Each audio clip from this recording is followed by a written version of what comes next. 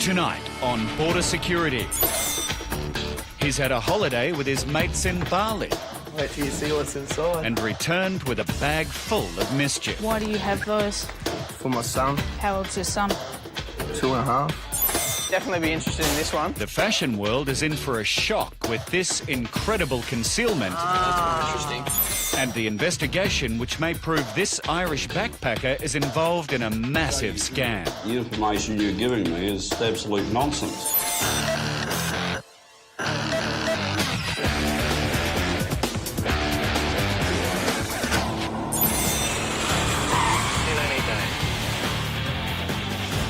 Customs and Border Protection have a duty to stop a large range of prohibited items from crossing our borders. Today in Perth, two mates have returned from Bali and have a few souvenirs that will need to be inspected. On their card, they've both ticked yes to question 1 and declared weapons. So we're just going to investigate that a little bit further. Like a bow and arrow kind of thing. Bow and arrow And blow dart. and blow dart. Yeah. Wait till you see what's inside. As soon as the bag is opened, pornographic DVDs are found. They will need to be checked to make sure the content meets Australia's censorship regulations. Do you have any other pornography DVDs? Yep. Just these ones? Yep. Inquiries. We're just going to get those checked, OK? What's this one? It's a bow or a pipe. Is that all of it? Or there's more? That's probably all of it for that one. OK, what's this one? That's a laser. OK. At this point, just because I've found that one, I'm just going to caution you. OK? Just get you to listen carefully. You do not have to say or do anything unless you wish to do so, but anything you do say or do may be used in evidence. Do you understand? Why am I in trouble for something? Do you understand that caution? Yeah, yep.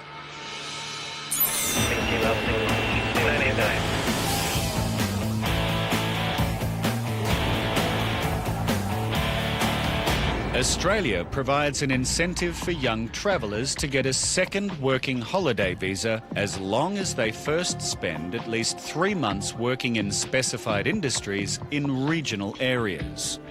However, immigration is aware of a scam that attempts to defraud this scheme, and Officer Ross suspects this returning Irish passenger may be involved.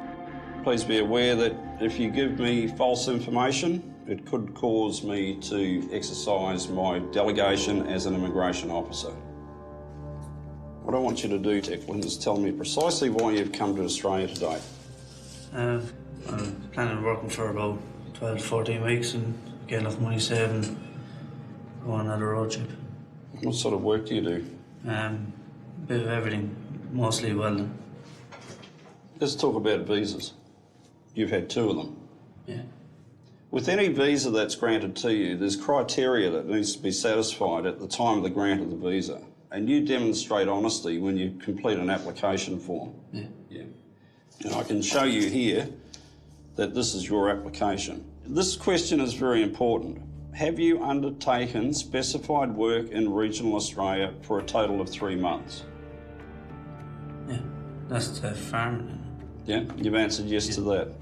Now, there's other questions. Do you have approved evidence that you have undertaken specified work for 3 months? Can you demonstrate to me today that you did?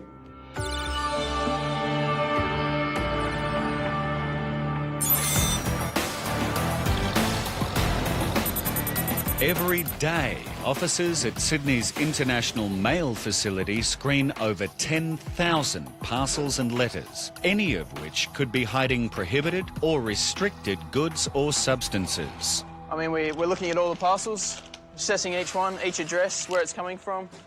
But we will pay more attention to ones coming from high-risk countries. Well, here we go. This one's from Brazil, so we pay extra attention to this one. Known source country, which we're always looking out for. Definitely worth a closer look than most. See a lot of organic material here. We'd definitely be interested in this one. Kerry, can we get a look at this one? What you got? Package out of Brazil. There's a lot of organic matter in there, which I'm interested in having a look at. It looks like lots of small packets. Thanks, mate. Round, circular items. I don't know what they are. We'll see if the declaration says anything. No, it doesn't. It's in Portuguese, so I don't read Portuguese. What I'm mainly concerned about is the organic matter seems to be within the plastic matters or the compound materials. Yeah. So it really seems to be intertwined, so there could be some sort of concealment there. Definitely worth a good examination.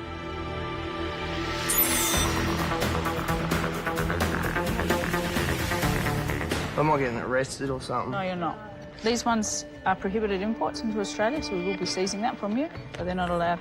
In Perth, this man declared he had a blowpipe and a bow and arrow packed in his luggage. But Officer Sarah is finding much more than that. Where's it say? Is it written somewhere that you can't bring lasers or something? Did I miss that? It's just question 1 on your incoming passenger card, anything that might be considered a weapon. Why are they prohibited? All started back, kids shining them in the pilot's eyes, planes like that, so they're not allowed. I lost my laser. Okay, what are these ones? BB bullets. They're not allowed either. Oh. What's this one? Toy kid's gun. What does it do? Shoots them plastic bullets. Not allowed? Why do you have those? For my son, How old's your son? 2.5.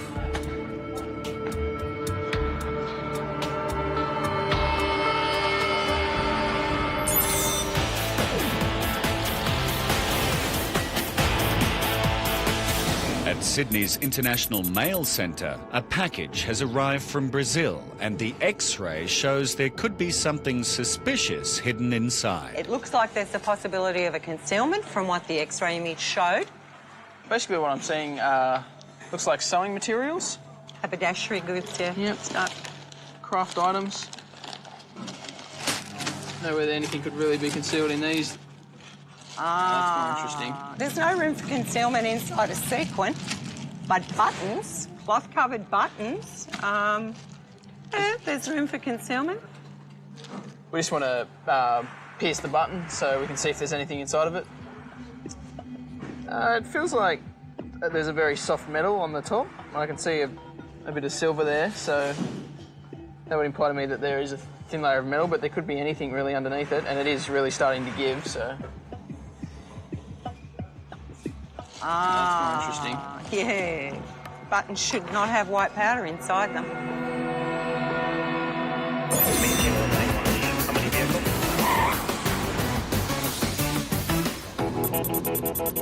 Not allowed? That's going too. Why do you have those? For my son, How old's your son? 2.5. This passenger and his mate have arrived from Bali with a bag that's filled with a number of souvenirs which are classed as weapons. Thought it was all sweet. I didn't know there was a drama with the laser. They sell it everywhere. You walk down the beach and they sell it to you on the beach, so yeah, you buy it and think you're allowed to take it home. Do I get to keep all this stuff? You won't get to keep Apart from the gun and the blow laser? darts, the laser, the gun, the BB pellets, The blow darts. blow darts, no. What about the pipe? The pipe. No. Can't we keep can't the keep pipe. No, Why not? 'cause it's a weapon. The only thing I can keep is my bow. Yep. That's a pain in the ass, man. Okay, because you've actually marked yes on your incoming passenger card and done the right thing, Yeah. we will only be seizing these items today from you. I won't be fined. Yep. The man's pornographic DVDs have been examined for offensive content, and it seems there is one more thing that he won't be taking home today. And out of these, just taking one. Taking one. That's the one I wanted. That's the one that's not It's the allowed. main one. Not much you can do about it, is there? My kids' toys, they're gone. He may have lost a few souvenirs, but hopefully he's learnt a lesson. I'm not going to go overseas again. If I do, I'm not going to buy shit over it.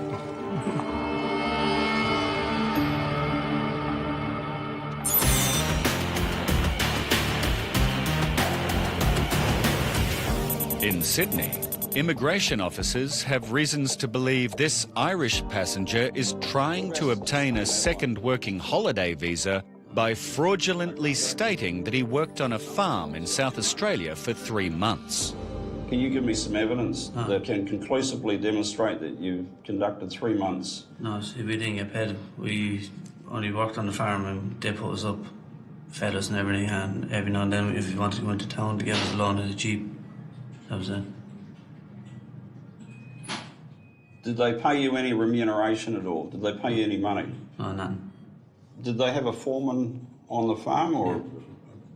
Yeah, it had, it was an Irish lad. Who? What's his name? Stephen. Stephen. And what's his position on the farm? He was head lad. He told you what to do and where to go. Officer Ross will check if Stephen does in fact work on the farm. But there is some other information on the passenger's application that could be false. Further down the page here, you're able to nominate an ABN. Okay, so who does this ABN number belong to? Your man, the foreman, was Steve. When we were leaving, he just gave us the details and all that, just to fill in whenever we were going online and that. What's the name of the farm? Book Farm. And that's the postcode where you're at? Yeah. I've done a little bit of research on this, Declan, and the information has come back to us that they've never heard of you. It was there, all right.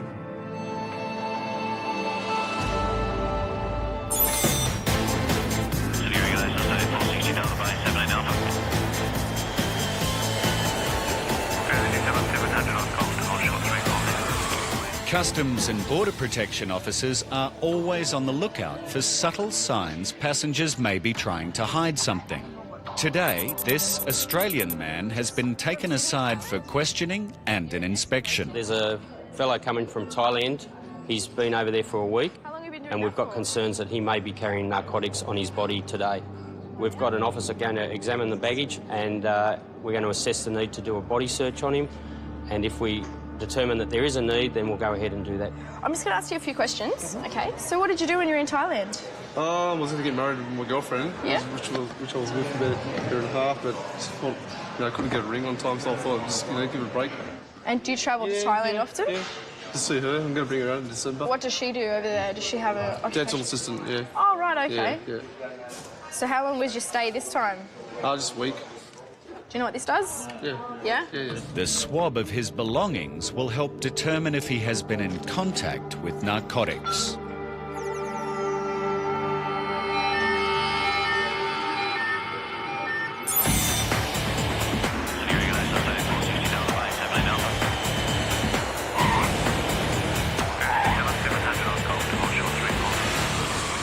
Made some inquiries about whether you did work on that farm, and the information has come back to us that they've never heard of you. It was there, all right. Okay, I'm going to give you consideration to your answer, and I will make contact with that farm again, and we'll verify whether you did in fact work on that farm. Declan stated that he worked on the farm for someone called Stephen. This phone call to the employer should establish the truth. You have an active role in employing people? Oh, OK, so you're the primary employer. Righto. Do you know Declan Dooley? OK, what about a guy called Stephen? Do you know him? Never heard of him. OK. Jason is the principal employer for the farm. Never heard of you. I was working there anyways. There is absolutely no record of Declan Dooley. He's also telling me Stephen is not known to him. That person has never ever worked on his property. When we commenced our interview, I specifically stated to you that pursuant to Section 234 of the Migration Act, you're required to provide me with truthful information. Can you demonstrate to me conclusively that you did work on that farm? I'll give you this opportunity again, Declan. I'm a pretty fair sort of a guy. There's no proof, like, I never kept any records or nothing of it. The only records I have of is the ones that went through emails and the agencies and all that. Declan, you need to demonstrate to me conclusively that the information you are providing is truthful, because at the moment, I'm inclined to believe that the information you're giving me is just absolute nonsense.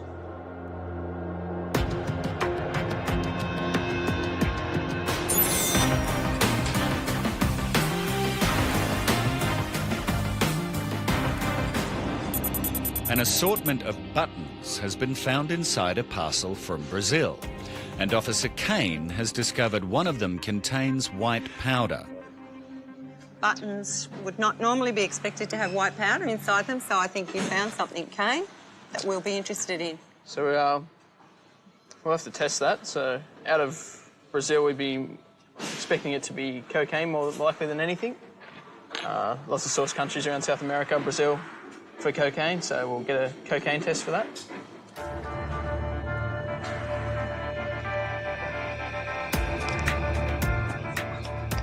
Test tells us that it should be separated into two colours, and that's definitely what I'm seeing here. So that's excellent. That's exactly what we want on our presumptive test, and as far as our knowledge is concerned, there's cocaine in those buttons. So, looking at this, what we say about 250 buttons, possibly 1 gram of cocaine in each button, we would think. So you'd be looking at a fine of about 1/4 of a kilo, perhaps more.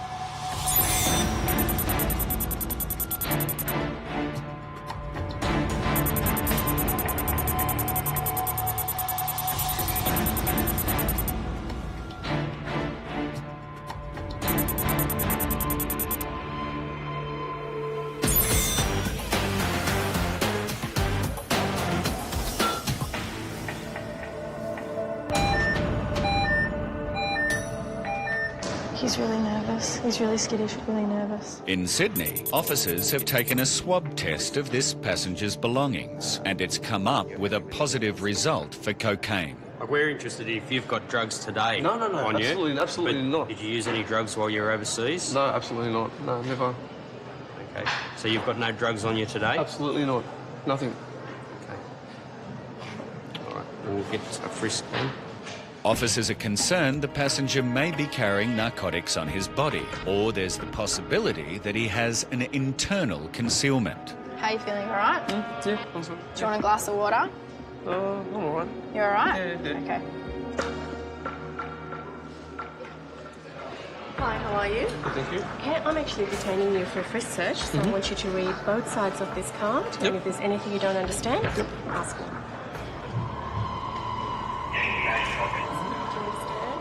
There'll be a male officer that'll be conducting the frisk search. Yep. Okay, he won't touch any bare skin, he'll just be going over your clothes. Yeah, fine, that's fine. You can have the search done here in the public area, or we can take you into a private room, whichever you prefer. Yep. Are you comfortable to be frisked here, or do you want to go into a room? Yeah, you can go inside, yeah. You'd like to go into a room? Okay, that's not a problem. If you want the frisk to stop, please let us know. Yep, sure. We'll just get this way, mate.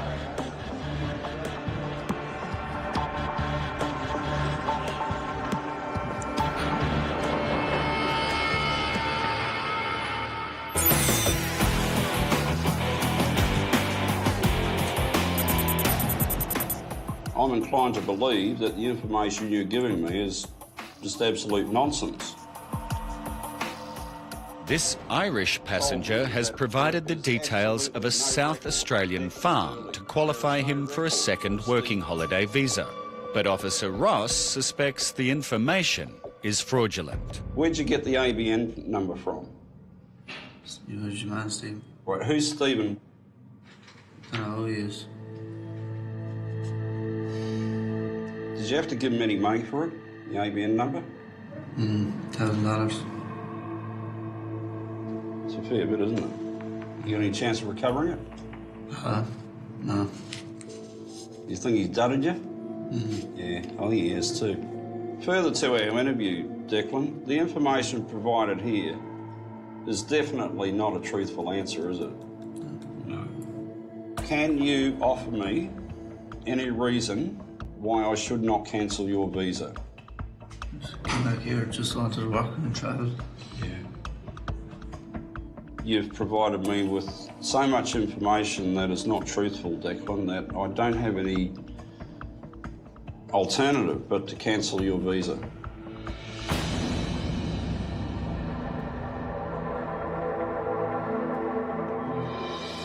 Our investigation branch is very interested in anybody who is selling these ABN numbers or who are involved in this kind of fraud to assist people to get the second working holiday maker.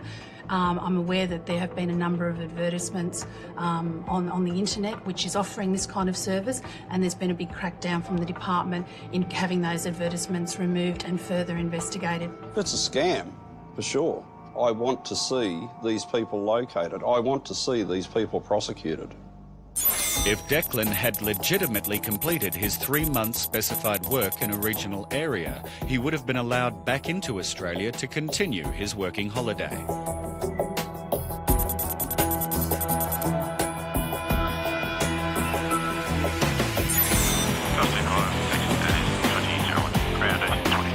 Let's do this one, mate. Customs and Border Protection officers are detaining a man who's agreed to a frisk search, but has requested that it's done in a private room. Do you reckon he's internal? It's a possibility. We've got readings. I swabbed his clothes, I swabbed the toiletry bag, and I swabbed his bum bag, the inside of his bum bag that he's carrying around his waist with his wallet in it. We might take him Things in that he there. would have touched with his hands. We might interview him a bit more. The frisk search is complete and nothing is found. But there's still a concern he may have an internal concealment. Was there any complaints about... Did a body search on him. We didn't find anything on the frisk. Then we weren't completely satisfied, so we took him back into the room, asked him further questions. After further questioning, officers are able to establish that the man's travel movements are legitimate, and they are now satisfied he is not concealing any narcotics. Next week on Border Security. You don't have anything on you that you shouldn't? What's the real reason this woman travelled to Vietnam? A persistent caller may have the answer. Okay, what do you have? The people dating me now, Okay. I don't know. I can't cure my disease, that's the thing. It's spread everywhere. Quarantine needs to know exactly what this man is carrying. The problem we have, we don't know what's inside there. I'm on my phone. And some explosive allegations could send this passenger home. If this is correct, this is a serious concern to us. That's Border Security.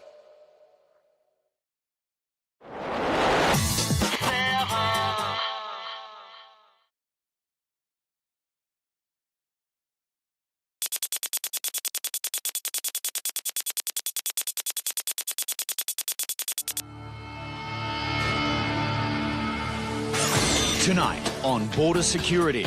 There's white powder on the other side of the barrier, on the floor. There's a chance this traveller has decided to dump some evidence. My mum was saying that. She was just like, James, don't do anything stupid. Has he followed her advice? A woman is caught lying about her travelling companions. In the beginning, you didn't tell me he was in your group. A simple farewell card may get them all into trouble. There's something inside the pockets, but it's stitched up. And a wardrobe malfunction reveals an elaborate concealment.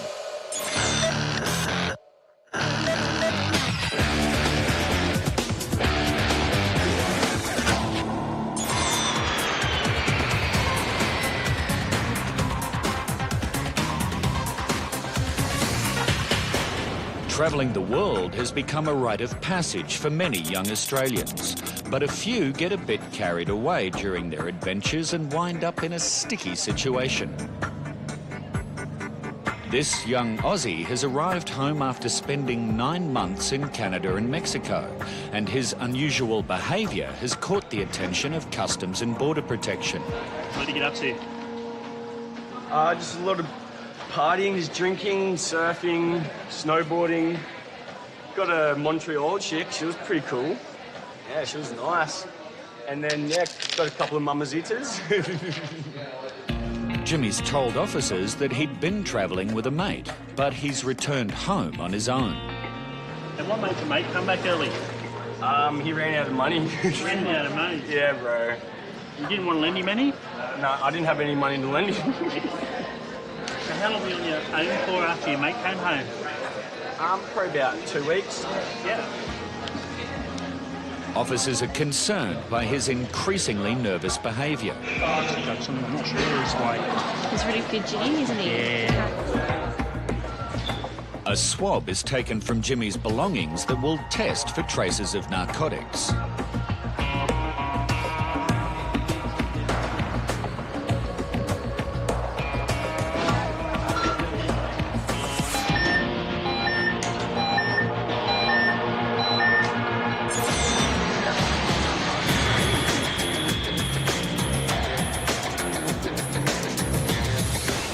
Immigration officers at the Gold Coast International Airport are constantly on the alert for people coming to work illegally on Queensland's fruit farms. How about these here? A budget flight from Malaysia has just arrived. Do you want to come over here, guys? Among the passengers, a young woman who says she's planning to backpack with 4 men. You're translating for everyone? Yeah. Nobody else can speak English? No.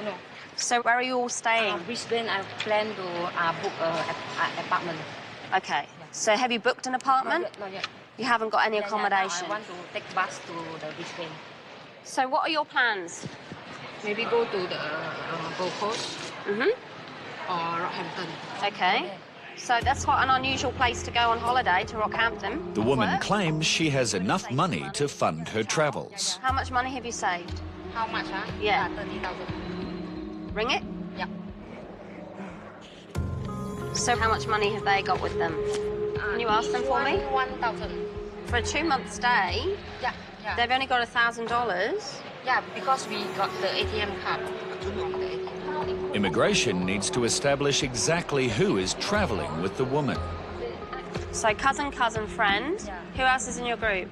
This one's my uncle. Your uncle. Yeah. But Officer Okay. Mick may have found an extra member of her group. Are you with these people here? Yes? Okay. Now the woman has some more explaining to do. This guy here, he's not with you. He's not with your group? No. Okay. So do you know why he would say that he's with your group?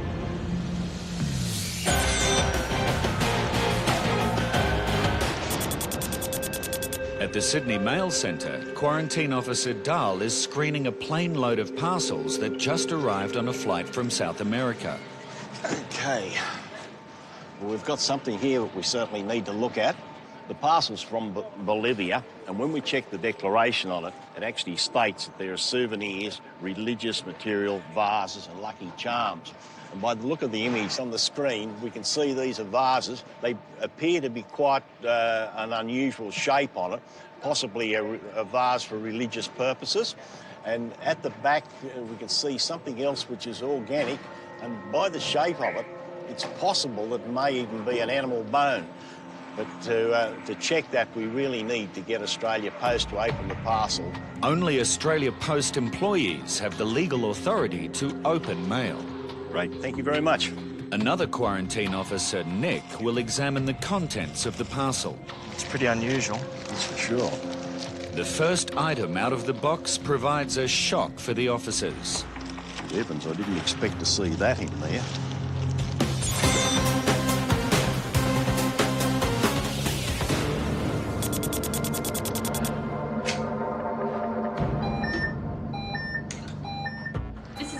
For cocaine and MDMA, so ecstasy. This young man's coming back from Canada. He's travelling by himself. We've noticed that he's been a bit fidgety and a bit nervous. It could be that he's just in a hurry to get a connecting flight, which he's travelling on to Brisbane, or he could have something more. So we're just going to find out a bit more, but this is certainly a start to go off. We've got a positive reading for coke and MDMA off that wand, so... Well, that wasn't actually my bag. Like, my mate let me use that from Mexico because I had a bit more stuff I had to bring home, so he gave me that. But, like, that was in Mexico with us. Were you in contact with any cocaine, MDMA? Yeah, well, like, there was probably, like, a little bit when we were over in Mexico. How long ago was the last time that you took drugs? Oh, probably in Mexico. Probably Mexico? Yeah. How long, like a week ago? Or? Nah, it was probably 2 weeks ago now. Probably about 2 weeks ago? Sure. Previous narcotic use overseas doesn't concern officers, but their focus is to stop any from crossing the border. Have you had drugs in this bag? I don't know, man. Like, I don't know. Been over for 9 months. Probably, I don't know. I thought if you were buying drugs over there, you'd be keeping track of where they were. Yeah, we probably lost some as well. If officers discover a stash of narcotics, then a claim that they were merely forgotten will not get Jimmy off the hook. My mum was saying that. She was just like, James, don't do anything stupid. So, James, did you do anything stupid? Yes.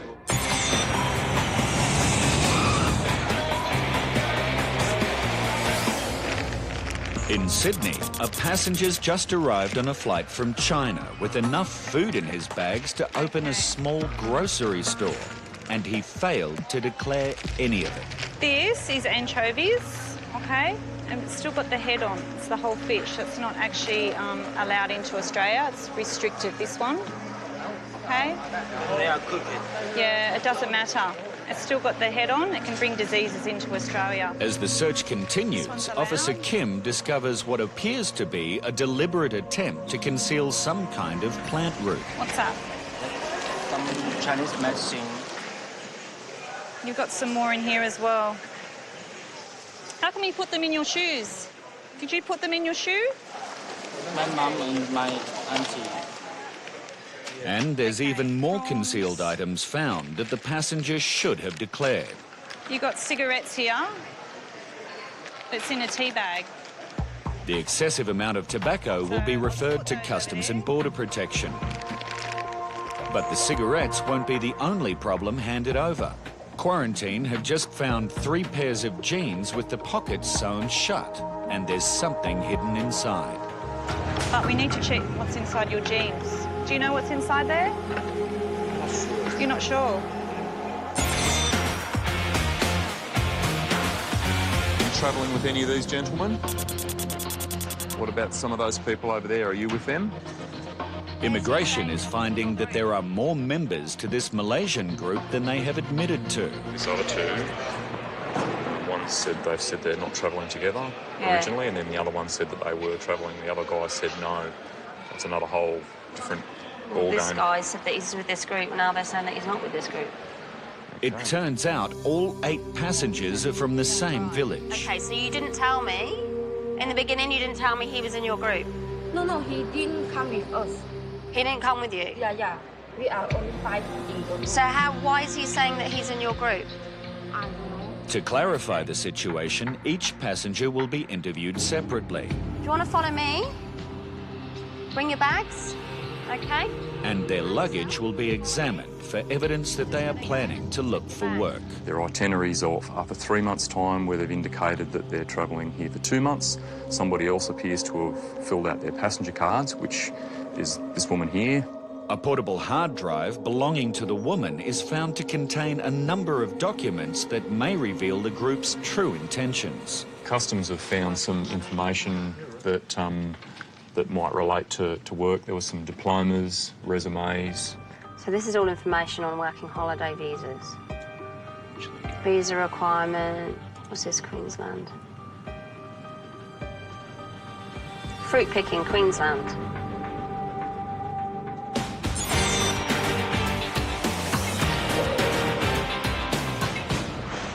Good heavens, I didn't expect to see that in there. It's pretty unusual. That's for sure. At the mail centre, quarantine officers inspecting a parcel from Bolivia have made an alarming discovery. That looks as though it's actually an animal fetus, complete with a hide that has been dried. Yeah, the whole thing. The whole thing, and it is wrapped in a sort of a wool. Some sort of a hoofed animal, you'd think. Yes, it's hoofed. The parcel also contains small glass jars filled with mysterious objects. It's interesting. We've got a seed inside. Seeds inside, yes. Shells. Shells. Closer inspection of the jars confirms they contain an extremely serious quarantine concern. They're commonly known as a strychnine seed. Yeah, poisonous. But what the officers find next is even more disturbing. Oh, here we go. We've got more bones here as well. This looks like it's the skull of something.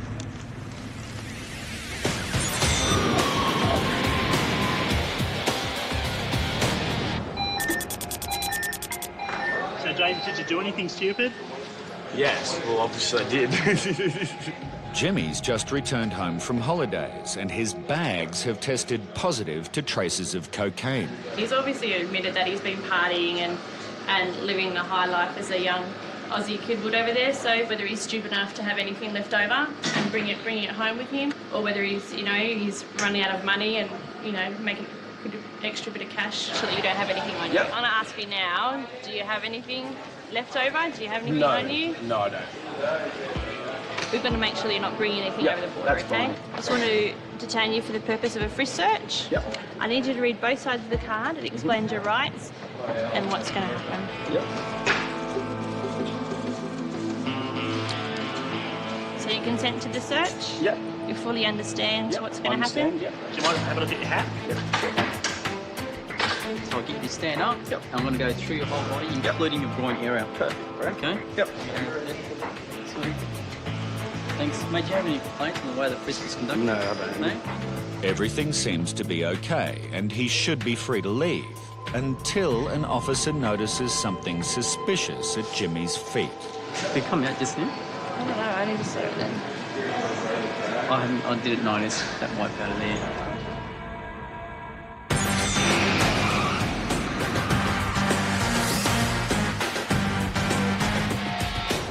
On the Gold Coast, immigration officers have found more evidence to suggest the Malaysian tourists are planning to look for fruit-picking work. It was just a guide to picking fruit in Australia, where to go, what areas. There's also quite a number of them have messages on their phone. Some of them have said good luck for work in Australia. The woman speaking for the group insists they're only here for a holiday. I want to go to beach and farm maybe, and I want to hiking. But this farewell card's just been found in her bag. Basically what it does is it makes a reference to now you are busy with picking apples, grapes and etc. So it makes a reference to picking fruit in Australia. It's time to confront the woman with their findings. Firstly, there's some information on fruit picking, and we downloaded that off a memory stick that we located in your bag, okay? There's a card here that obviously maybe that you got from, was that from work or something? No, my friends. This makes reference to fruit picking. So 2 references there that indicate to me that you're here to work in the fruit picking industry. No. Okay. I never contact them, and I just put... The other indicator is that you actually told me down in the baggage hall that you wanted to stay on a farm. Yeah, but this is because if work here, we need the working visa. I don't have the working visa, so I don't want to work here. Yeah. The woman's sticking to her story, but Officer Mick's not convinced. Okay, so I just handed her a notice of intention to cancel her visa and given her 10 minutes to respond. Yeah, it's not 100% that we will cancel her visa. It's purely dependent on her response to the notification.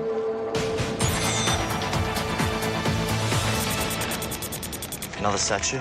Another statue?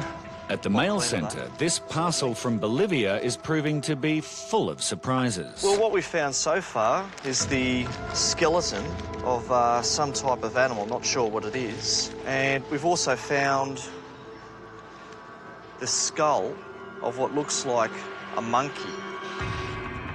The parcel also contains statuettes and glass vials stuffed with unusual items. The officers call in Supervisor David to see if he can shed some light on the package's contents. It's actually a llama fetus. Significantly, they put it underneath their houses and it wards off evil spirits in your house. I'm taking that this parcel's out of South America because all of these artefacts here are linked with witchcraft. Some of these other artefacts here will have come from the witch markets in South America. But there'll be no spells cast in Australia with the contents of the glass vials. A couple of seeds here that I'm aware are prohibited. Yes. As they're presented now, they won't pass import conditions. I'd be concerned what these coloured things are, whether or not they're wood or whether they're bone or plastic. Yes. So we've got the concerns here with the monkey head, the fact that it's a little bit dirty and require treatment. But our biggest concern I'm looking at here is this llama here. Cloven-hoofed animal. Large number of countries in South America have foot and mouth disease. Huge quarantine risk, foot and mouth disease into Australian agriculture. And before we can consider forwarding this to the client, it would require treatment, gamma radiation. If the client chose not to take the treatment option, then we would destroy it at no cost to them. But would fine, gentlemen.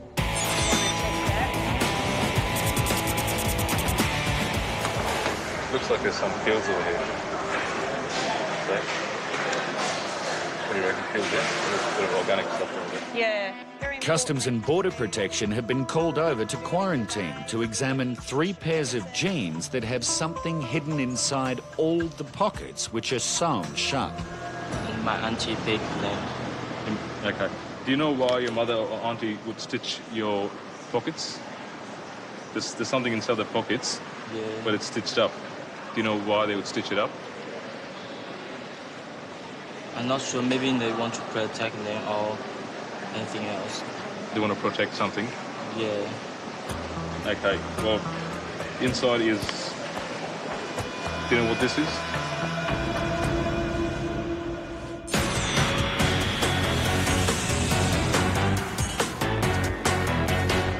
Jimmy has returned back to Australia after causing a bit of mischief overseas. He's admitted use to cocaine and ecstasy and marijuana whilst he's been over in Mexico and Canada. We went through his bags, his snowboard, and we frisked him. So we're happy that he doesn't have anything on his body or anything left in his bag. But officers have now noticed a suspicious substance at his feet that could have been deliberately dumped. There's white powder on the other side of the barrier, on the floor. The powder will be tested with the itomizer to see if it is an illicit substance.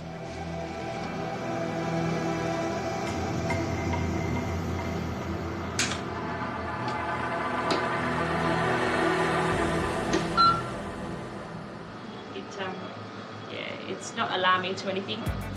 With the negative reading, officers are satisfied Jimmy's clean and he's free to go.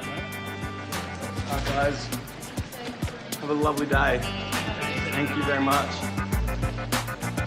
He's also admitted to us right at the end that he's been drinking on the plane, so that explains his, erratic behaviour and his fidgetiness and things like that. I thought I was gone, mate. I was like going to start blaming my mate because that's his bag.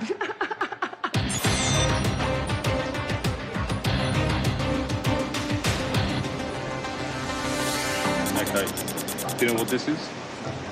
At the other end of the arrivals hall, officers want to know what's been sewn into the pockets of this man's jeans. Do you know what that is?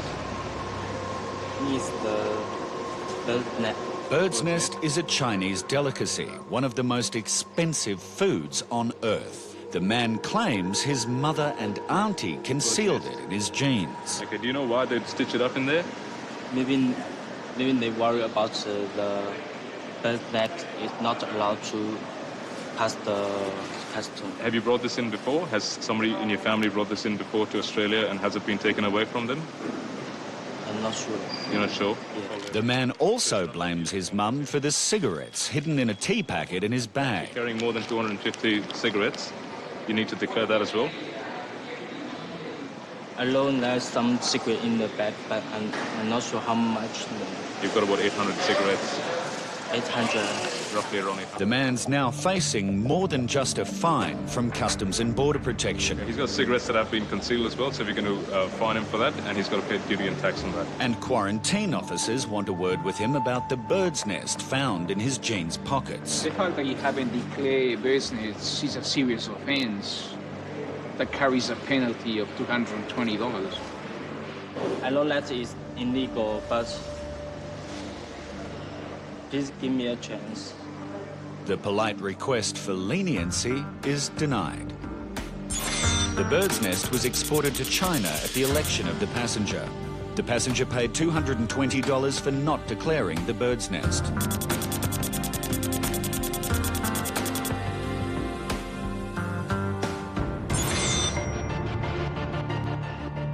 There seems to be overwhelming evidence 8 people have arrived from Malaysia and plan to work illegally. Now the group's leader has just responded to immigration's notice of intention to consider cancelling her visa. She basically said, why would I want to work in Australia? Did she say that any hardship would be caused to her if her visa was cancelled? No hardship. I think that we'll proceed with cancellation. Yeah. Okay. Okay. All 8 have been interviewed. We've established one of them has admitted that they were here, the whole group were here to work on a farm. So they've now had their visa cancelled and they'll be returned on the next flight, which is tomorrow morning back to Malaysia. They'll have a possible exclusion period for 3 years. Individual employers face fines of up to $13,200 and 2 years imprisonment for hiring illegal workers, while companies face fines of up to $66,000 per illegal worker. Next week on Border Security. Officers are stunned when a man offers them cash to enter the country. I've never seen anyone offer a bribe here before. And it may prove that he has something to hide. I'm thinking about detaining you to send you to hospital. Someone has a sinister plan for these cuddly characters. It does worry me that it could be something other than stuffing, quite possibly narcotics. It'll be embarrassing to go home and tell everybody Australia kicked me out. And a band's dream of a national tour could be shattered. It's really gonna ruin my day, man. That's border security.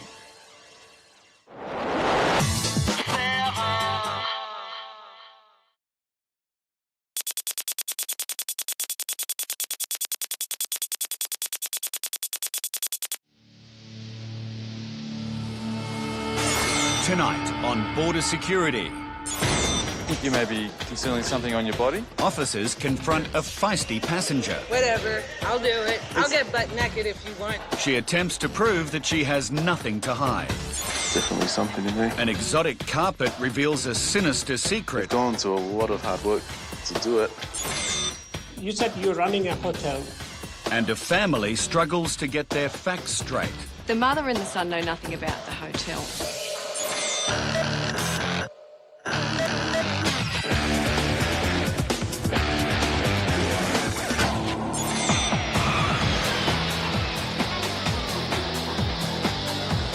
It's mid-morning at Sydney's International Airport and thousands of passengers have already cleared. But at Customs and Border Protection, the behaviour of one particular traveller has caught the watchful eyes of officers. We've got a baggage officer that has a passenger coming from America. She seems very nervous. She's got an inconsistent story. It's her first time here to Australia, so we're going to have a closer look. She says she's here for a 2-week holiday to visit her boyfriend. He's apparently been working in Australia for just a couple of months.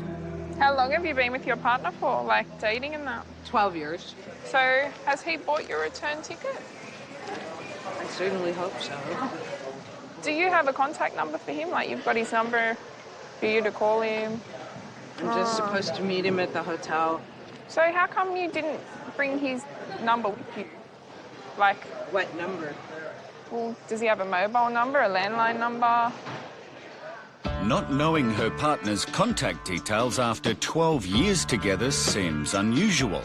And her evasive answers to very simple questions may indicate she's here for more than just a holiday. Here we go again. We're looking for any narcotic readings.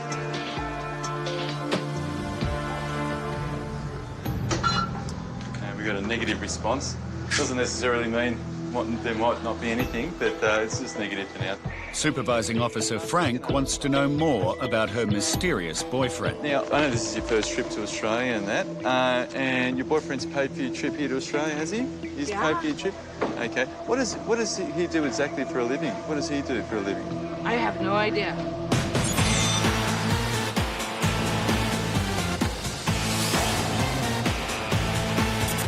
At Sydney's mail centre, a parcel declared as a rug has just arrived from Pakistan, and Customs and Border Protection Officer David has spotted a slight inconsistency on the X-ray image. Just looking at the X-ray, it looks a little bit denser in the middle, around the edges, a little bit light. I mean, rugs would normally show organic material, so it might be nothing, but it's just the facts around the edges that seems a bit lighter. The density of the rug is slightly thicker in the middle, which might be the way it's folded. But Officer David thinks it's worth further investigation, so he runs it by the detector dogs. The dogs are trained to detect the odours of narcotics. Luke will react by scratching. Good boy. It's a fella. It's a boy. Good boy. Get a boy. That's a strong, positive reaction, so officers will now take a closer look.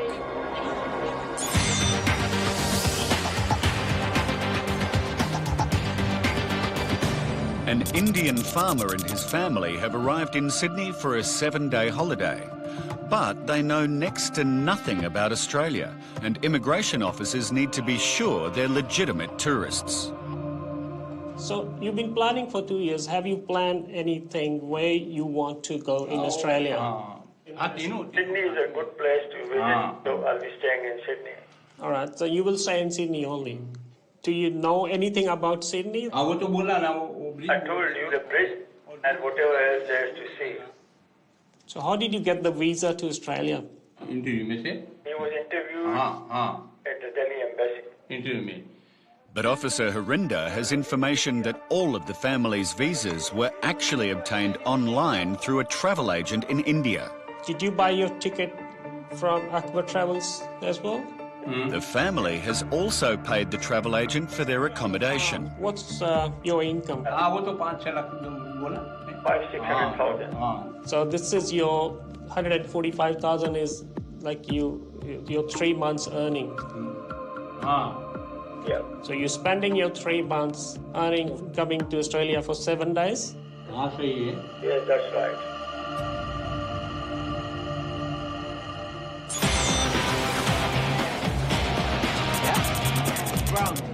He's got some kind of security clearance. Yep. So because of that, he cannot come home and tell me what he does on a daily basis. Okay.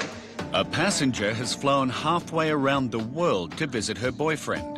But officers are trying to work out why she seems to know so little about him. So you've been dating him for 12 years? 10 to 12, somewhere. He knows the exact time, I don't. So in that time he's been pretty... he hasn't told you what he does for work and you haven't asked him any questions at all? When he had to get his security clearance, they came to interview me to make sure I understood that he can't talk about it. Okay, yep. So why would I ask him questions? Yep, no. I mean, Yep. I wouldn't... He makes more money than me, to be honest. Yep. So I really don't want to do anything to jeopardize because that messes up my little treats like my trip to Australia and stuff by doing that. Her vague answers are a concern, and officers need to be satisfied that she doesn't pose any risk. She's very inconsistent with the story. She can't really tell us anything concrete. So we'll do a frisk search and make sure there's nothing on her body, and then we'll go from there. All right, Dana, I think you may be concealing something on your body, okay? So... Whatever, I'll do it. I'll get butt naked if you want, just so I can eat and lay down somewhere. Okay, so stick me in a room, I'll take everything off, you can search every piece of clothes I got on.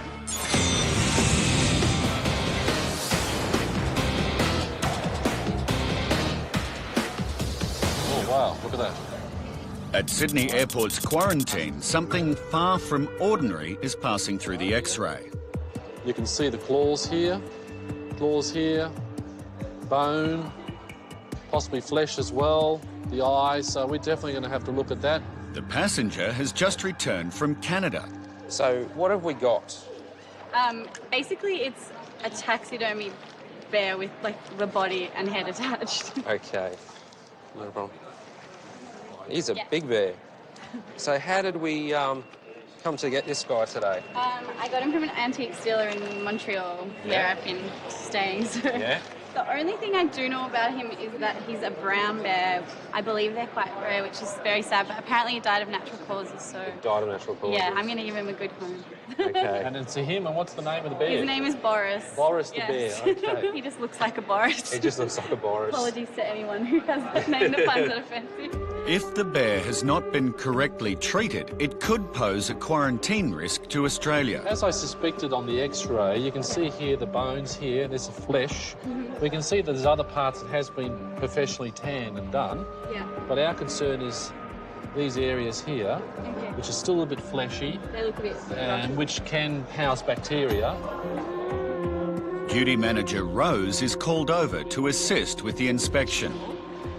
Did you have any paperwork associated with that? Yeah. So that's one issue. There are areas where it hasn't quite been finished off. Without a permit too.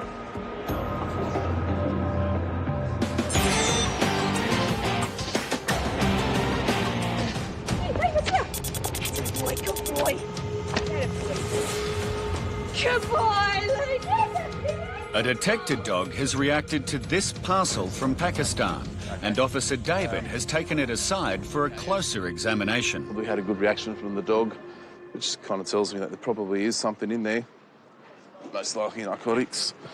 I had Australia Post open it, just have to pull it out now. I'll unwrap it a bit. And it's an old rug. It was sent registered mail. Would have cost a bit. I don't think the rug would have been worth that much, being second-hand, old and dirty. Actually feels really stiff too. and I'll X-ray it again without the packaging and see if we can get a better image. With the rug laid flat on the X-ray, the inconsistencies are easier to identify. The lines running up and down, they're much denser than the lines going across. The density in the middle of the image raises concern, so Officer David takes the rug into the deconstruction room to investigate further. Okay, you can actually feel it's thicker from here on in. That's much thinner there.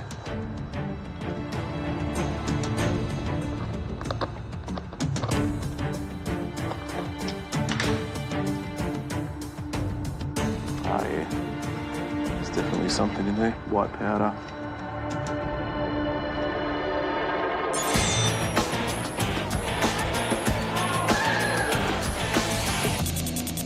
Immigration officers are interviewing a family from India. They have accommodation booking, they have return ticket as well, but they're spending around 1/4 of their yearly income just to visit Australia for 7 days, which is a bit odd. Now, Officer Harinder digs for information about their intentions in Australia. Do you intend to find employment during your stay in Australia? No. Why not? I have everything at home. Just come to visit here. He's already mentioned his meagre income from a farm back in India. But now, a revelation about a second business might ease concerns about his ability to afford a family holiday. So, you said you're running a hotel, okay? So, how big is that hotel? How many rooms do you have in your hotel? So 3 halls at the lower level and 6 rooms upstairs. So, how many people work for your hotel? 10 people work. The officers interviewing the family compare notes and soon discover large discrepancies. He said he's running a hotel. My client knows nothing about the hotel, but I've asked her about another business and she said, no, definitely not. This makes a big difference. It does. The mother and the son know nothing about the hotel, and you'd think if that was a major source of your income that you'd know it was there and that you'd be actively involved in running it.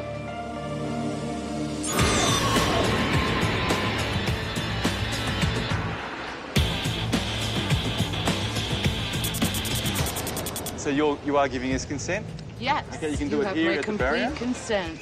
And if you'd like to, I will strip butt naked, preferably in private, because I'm 54 years old.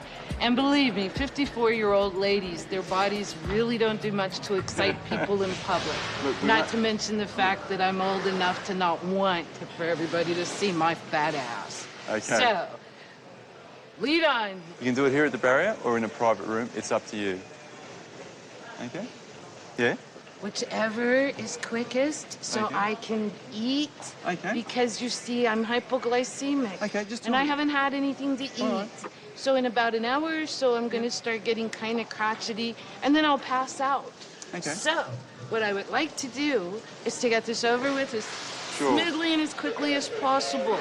So whatever works for you, I'm just you asking let me know, No, but and I'm I will just asking gladly you. do that. But see, I'm in your country, so you tell me what you need me to do. Well- I will gladly do that. Okay, well, you can have it done here at the barrier or in a private room. It's up to you. Pick your choice, hon. I don't care. No, it's not my choice. Okay, it's your choice, okay? All right? Whichever's easiest for you. I don't care. Here at the barrier, or we can just go into the private room.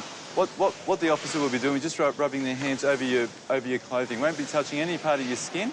My okay? boyfriend's been gone for 2 months. Believe me, rubbing over my skin ain't gonna hurt my feelings none. But I don't care. Whichever works for you guys. Just so I can go ahead. All you have to do is tell me here at the barrier or in the Here private at the room. barrier. Okay, no Whatever. problem at all. Okay, Cool. thank you. Now that she's finally made her decision, As a matter of fact, Oh no, don't take anything off here. she may be a bit too keen to get on with the search.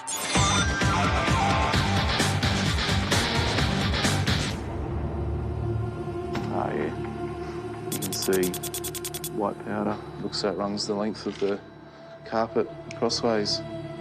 Officer David has discovered white powder cleverly sewn into a floor rug. Coming from Pakistan, it's more than likely going to be heroin, so I'll test it for heroin. He only needs a trace of the powder to test it. If it turns green, that means it's a positive result.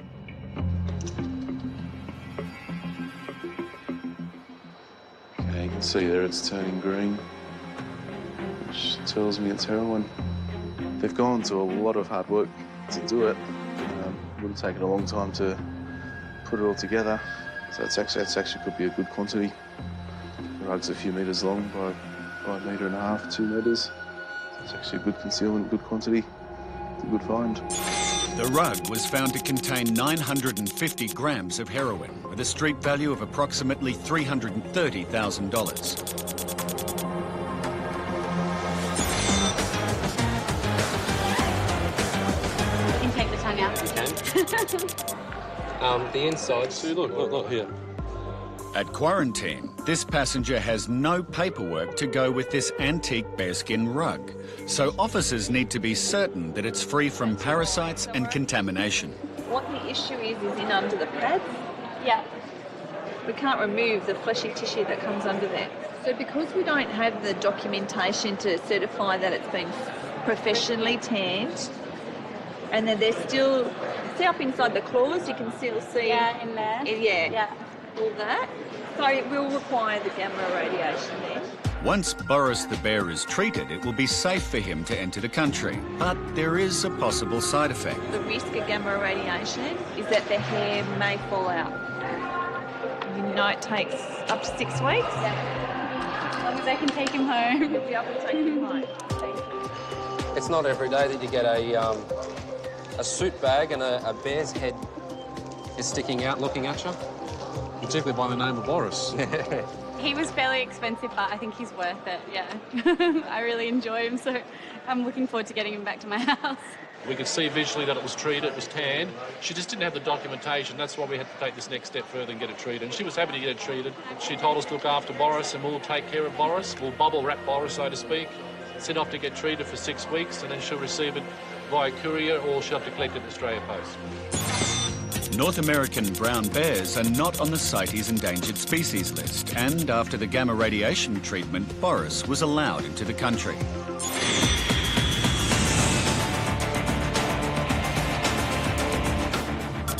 Three family members have told immigration conflicting stories about their life back in India. So what made him decide to come here?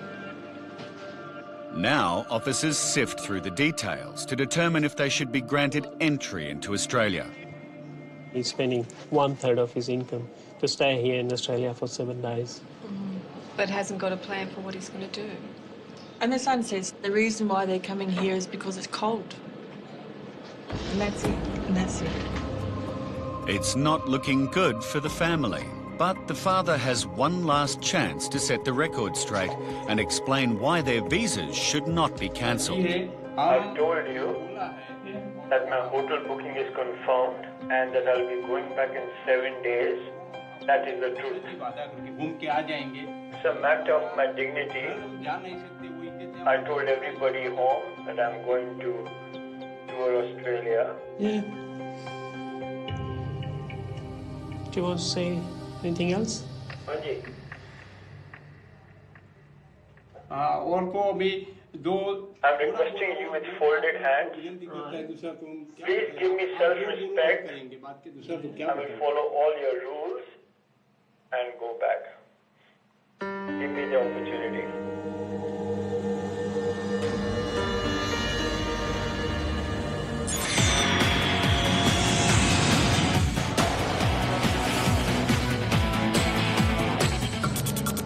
Anyway, we've got an officer that's going to be conducting the search. Okay, so we just wait for her to come over, and and if there's nothing on your body, well then you'll be right to go. Okay. Want me to take my shirt off? I got it too. You enjoying that chocolate? No, I don't want you to No, take it. it's calcium chews and they're caramel flavored. I like caramel. Caramel's good. So you're consenting to the search? Mm-hmm. Okay. So you want to do it out here or you're going to go in the room? You happy to do it here? She said he. Yeah, she said he, Mary. Okay. All right. Arms up, legs apart.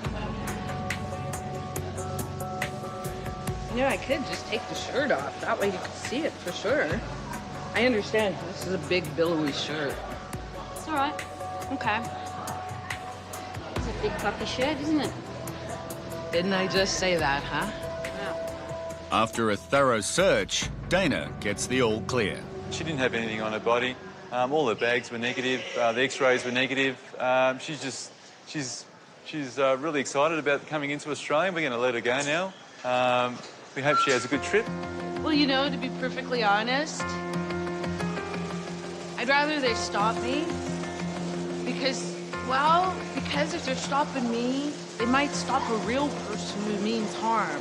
And if that saves somebody's life, it's a good thing.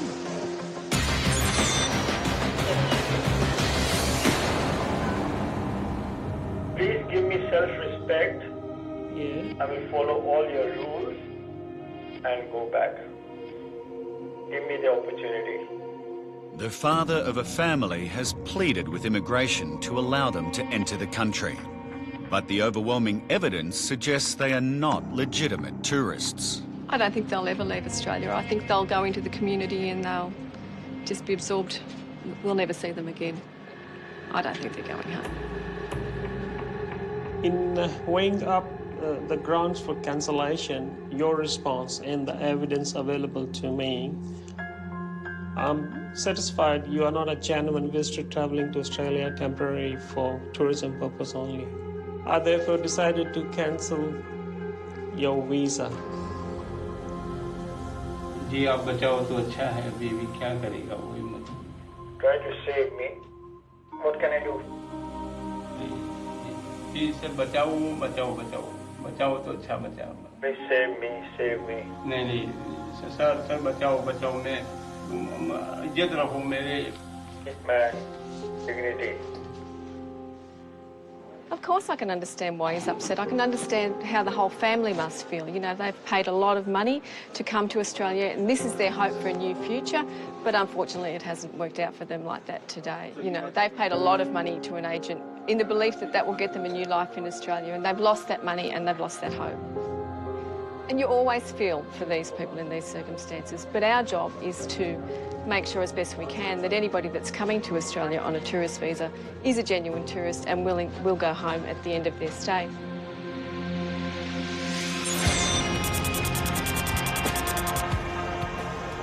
Passengers like these are often victims of international migration agents who promise a new life in Australia in return for large fees. Investigations into these agents are ongoing.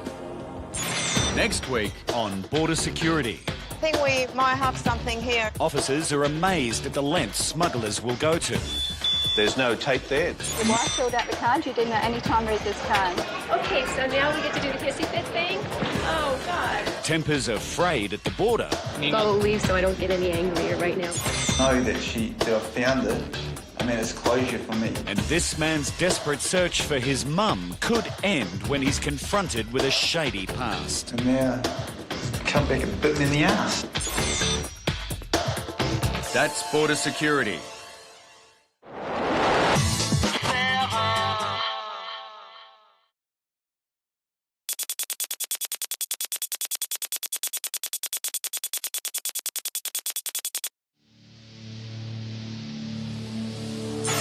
Tonight on Border Security. Are you carrying anything on your body at all? No. He may be a lawyer who's just got away with a crime. My officer telling me that you're coming here for a conference. But officers discover one small detail that will bring him undone. Kill lights, ASAP, everyone. After a tip-off and months of intelligence work, it all comes down to this moment. That form is about you and your husband? This is the Holy Grail. And there's a peculiar reason why this passenger is obsessed with the colour purple. I stand guilty, ma'am.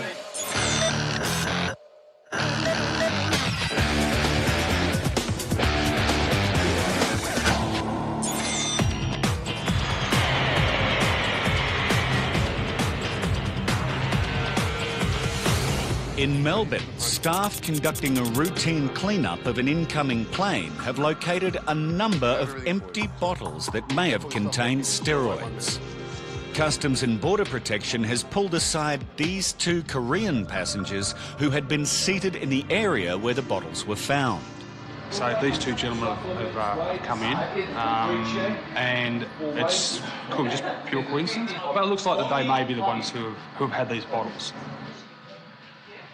So you're here for 4 days? Yeah. What will you see? The tour city. Tour the city. And the passenger training, healthcare. You bring stuff to do weights? A little. A little. Healthcare. Healthcare. Sometimes having training, healthcare. And training. Yes. It's a healthcare drink, protein, and Korean rice. Korean rice, you know. This guy's got more bodybuilding staff because he's coming here to swim in the swimming pool at the hotel. So As you would. Yeah. With no bathers. No bathers? No. Well, could be just jocks. Could be. Yeah. And that fitness centre is just like... It's a normal gym. Just a gym? Yeah, it's more like a health retreat type gym. Yeah. All right, what we want to do, we're just worried, OK? We're just worried that you guys might bring some steroids in today.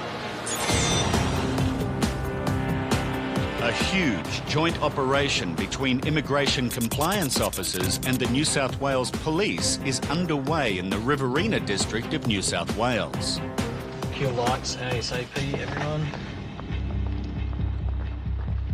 A tip-off and months of intelligence gathering has led them to believe that many residents living in several buildings are working illegally on local plantations.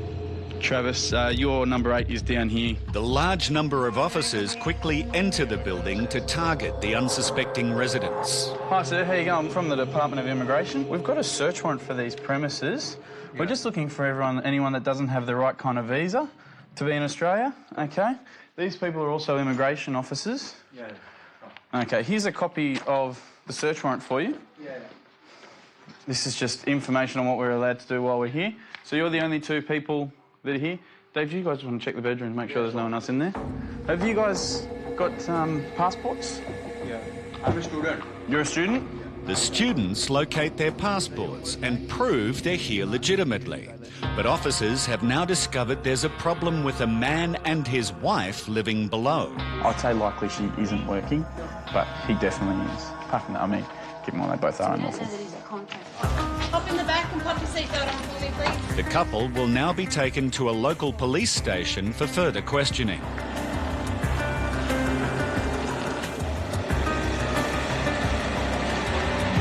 Now, officers need to move quickly to the next location before the residents there are alerted to the operation.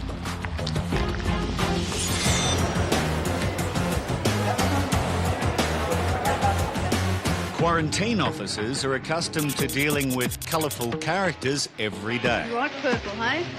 Yes, I do. Yeah, your favourite colour? It's the only colour I wear. Yeah. But no one fits that description better than Mohan, who's just returned from a business trip to India. Don't laugh when you see it's all purple, OK? That's all right. Guys, you really do love purple, eh? No against it, isn't it? It's boring, isn't it? Just the same colour. No.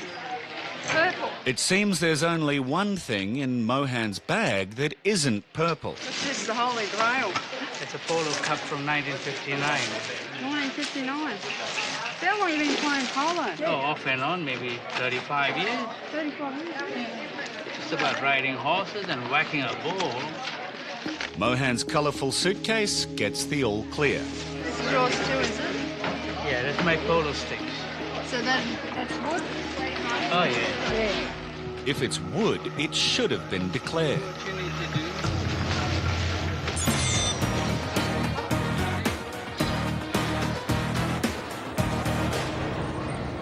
Mine guy's done. If you want to do a Chris mine. Start this one. Yeah. Customs and Border Protection need to find out if these 2 Korean travellers who've just arrived in Melbourne are trying to smuggle steroids into the country. Friend has nothing with you? Nothing. And you have nothing on your body? Nothing. Nothing? Yeah. OK. We're just worried that you guys might bring some steroids in today. Today? Yeah, maybe. That's what we're thinking. Okay? Is it a check photo? Yeah, what I want to do, before I do, I just want you to read this card, OK? Just have a read this side and have a read of this side here, OK? If you have any questions, just let me know. With the passengers' bags free of steroids, officers need to check their bodies for any concealments. Yes. Oh, okay. Sure. Okay. So you all okay? Okay. Now we can do it here, or we can go into a private room. To a private room? You can No, this is in here. Here's fine. All right. Very good. Okay, we'll get this officer here. He will do it. So what I need you to do is just stand for me like that. Just spread your legs a little bit apart. The officer notices something may be concealed around the man's groin. Okay, thank you, sir. I can't be 100% sure that it was just his underwear or anything else. Like, Well, if you think it needs it, we'll go. yeah, I would definitely have another look. All right then. Okay, look, just when he just did the search there, he just felt around here that he wasn't quite able to feel properly. It feels rather bulky. Okay. It just feels like it's not just your underwear. There might be something else that he's worried about. No, it's No. Okay. So we'll just come in this way here. Just one moment, sir. Are we right to go in? Yep. And the man's travelling companion is told that he too will be searched. Your friend has a search now? No, I have. We're doing a search on him now? Yeah, no, I have. And we're going to conduct one on you too? No. Oh, my God.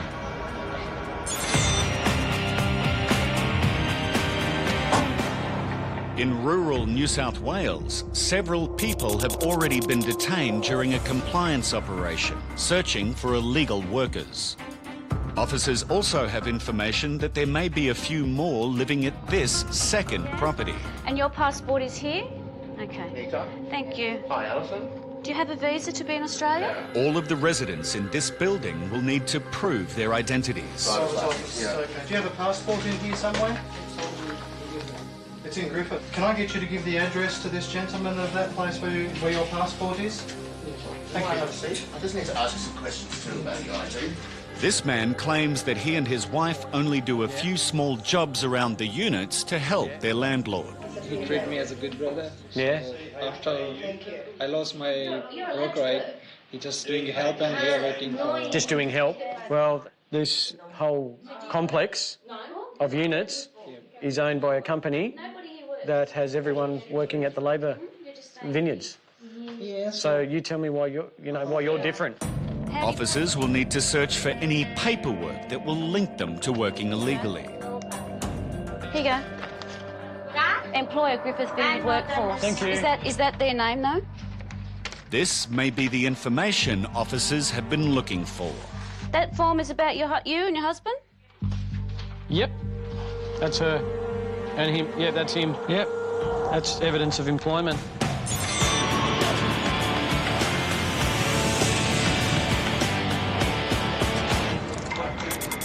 Just one moment. Two men are being questioned and searched by officers after empty bottles of what may have been steroids were found near their seats on their incoming plane. Steroids, you can't bring them in unless you've got a permit to bring them in. Yeah, it is an offence. And we do take it quite seriously. One of the men has been taken to a private interview room. We've done the frisk on the first gentleman and the officer wasn't quite sure, just around the groin area. Felt a bit more padded than what normal would be. So that's why we've taken him into a room to have a look. That was fine. All right. Because I felt something that wasn't, like underwear to jock. I wasn't sure, so that's why I took him in there, but it was actually the double stitching when you wear boxes, you got the buttons. That felt thicker to me, so I thought I better be safe. We want to do the search, okay? Yeah. I'm not going to do it.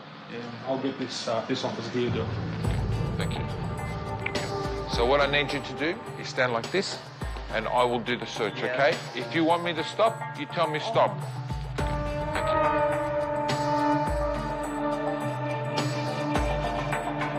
Anything in your shoes? Yeah, look.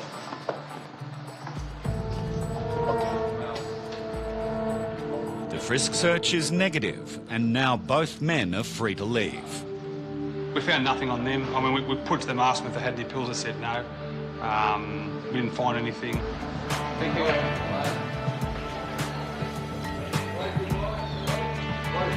Okay.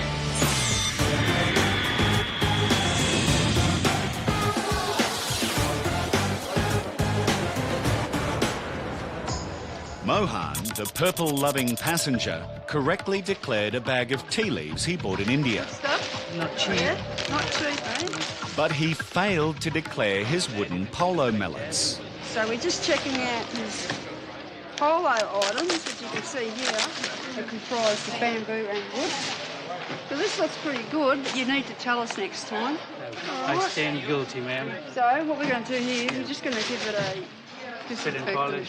Okay, I'll be back in a few minutes. It turns out there's a very practical reason he only wears purple clothes. When I came home with a load of washing and the colours all ran and the wife gave me a... Shall I tell you what she told me? Not for television. Yeah, so I figured, well, that stresses you so much, I'll sort it out. So I just came back all in purple. Silence is just golden. There's a risk the mallets could be contaminated with equine diseases, as they have been in contact with horses. My carrier, so we're going to apply some Burk on. This doesn't damage the items, just guarantees that any formites are actually destroyed.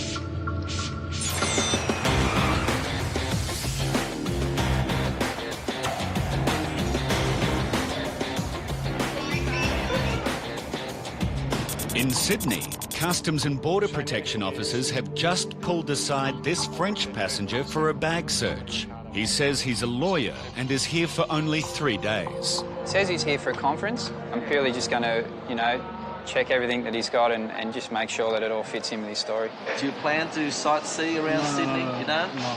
Do you have any friends in Sydney? No. You don't? So for 3 days, you just go to this conference and go back to your hotel room. That's it, is it? Do you know how expensive? Do you know how much your hotel is going to cost here? Yeah, I know. How much? On my trip here? Yes. $600. $600 for the hotel? Yeah. Not for everything I want to spend. Everything you want to spend is $600? Yeah. But you haven't made any hotel booking. How do you know how much it's... They told me the hotel is gonna cost me less. Sure. All my district here. I know. I traveled before London. I know. Sure. I will not spend money like. The passenger hasn't booked any accommodation, and this has officers concerned. Isn't it something that you would do just to satisfy yourself? Find out exactly how much it costs and you book for a room just to make sure there are rooms. They told me there. They told me. Yes, they told you. When you ring up, they told you. Who told you? Who are they?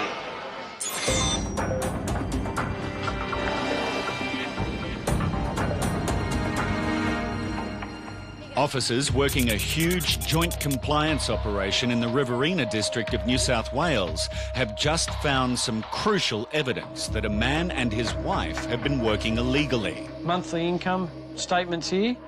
Length of employment, 2 years, 3 months. We've found evidence in the nature of some tax file declarations. We'll interview him a bit further and hopefully he'll December 2006. Come forward with the information that we're looking for. This application for a credit card says you've been employed for 2 years and 3 months. No, that's not good because... well, no, it's not good because that means you've been working without permission. That's evidence. Oh, yeah. So let's be truthful. I'll caution you now. It's a offence under the Migration Act to provide me with false and misleading information. So I'm cautioning you now. You've already... You can check my everything. Like Hold on. My case, Hold on. You've said you have not worked for them for a long time. This evidence indicates that you have been working for them up until recently. We also have information from his employer that he has been working. So I think once he hears the information that, the employer's more or less given him up, he might come forward a bit more with the information. Because the department suspects that you may have breached your visa conditions, I am detaining you, sir, under Section 192 of the Migration Act. Just mind your head as you hop in for me. Thank you.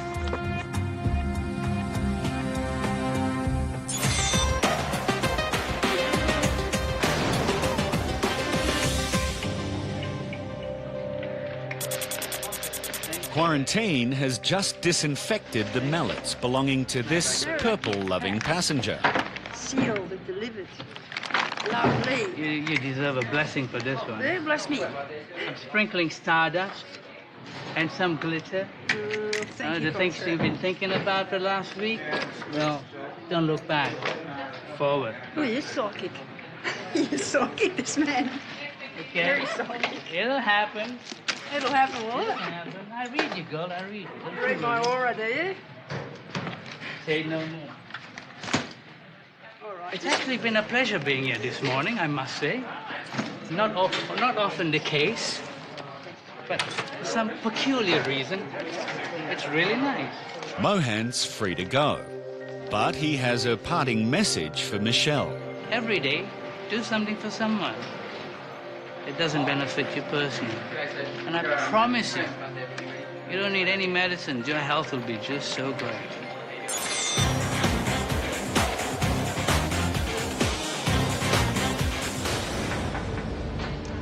This man says he's travelled to Sydney for a conference, but he hasn't booked a hotel room.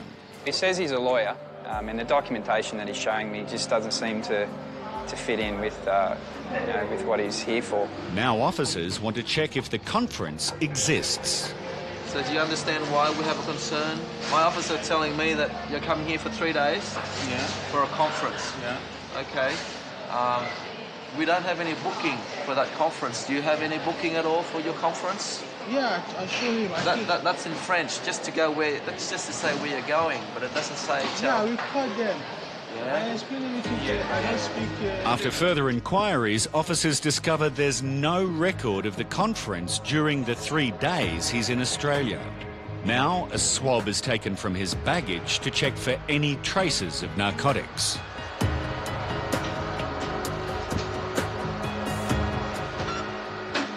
None on that bag. It's negative, but they'll X-ray his bag just to be sure. Shows a little bit of an abnormality on the X-ray, but it appears, it's fine. Not a concern. Are you carrying anything on your body at all? No.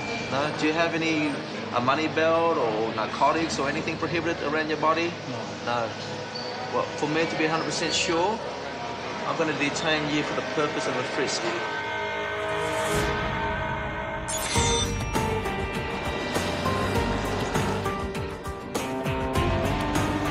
Several residents of a country town in the Riverina district have just been taken to the local police station for further questioning by compliance officers. With the help of an interpreter over the phone, Officer David interviews a suspected illegal worker, while his wife is being questioned in another cell. What we've got is a number of people that we've located tonight. Their circumstances are that they may possibly have been working in breach of their visa conditions, so what we will be doing now is individually and one at a time, we'll be having an interview with each of those persons, we'll be discussing their circumstances, we will then consider what evidence they've provided, what evidence we have, and make a decision as to whether their visas are to be cancelled or not. Okay, given your business documents and statement from your employer, I'm satisfied you have been working and in breach of your bridging visa C.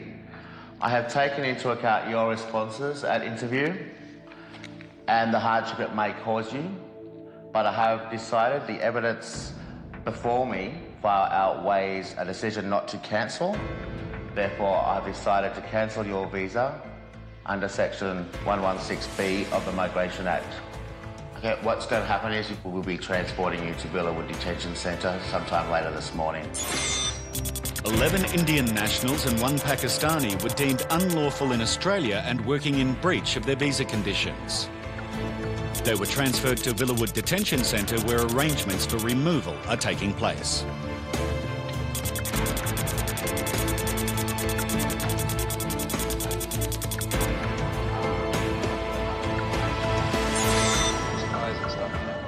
Customs and Border Protection officers are trying to determine if this French lawyer is telling the truth. While all tests for traces of narcotics have come back negative, his reasons for travelling to Sydney are still unclear. It could all be a misunderstanding, but officers will conduct a frisk search to be sure. You read French or you read English? French? All right, I'll get you a French card. Have a read of the card first. If you have any question, you let me know. So do you understand? Do you give permission for my officer to frisk you? Yeah? Anything safely, I'll put it on the bench here. Anything else? My pockets? Nothing.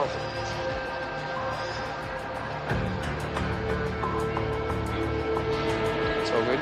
Thanks, sir.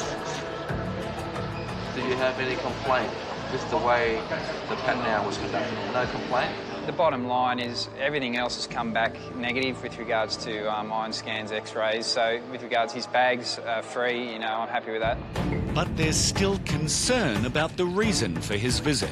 He's here for just 3 days. He has no hotel booking, and the conference he claims to have flown here for doesn't seem to exist.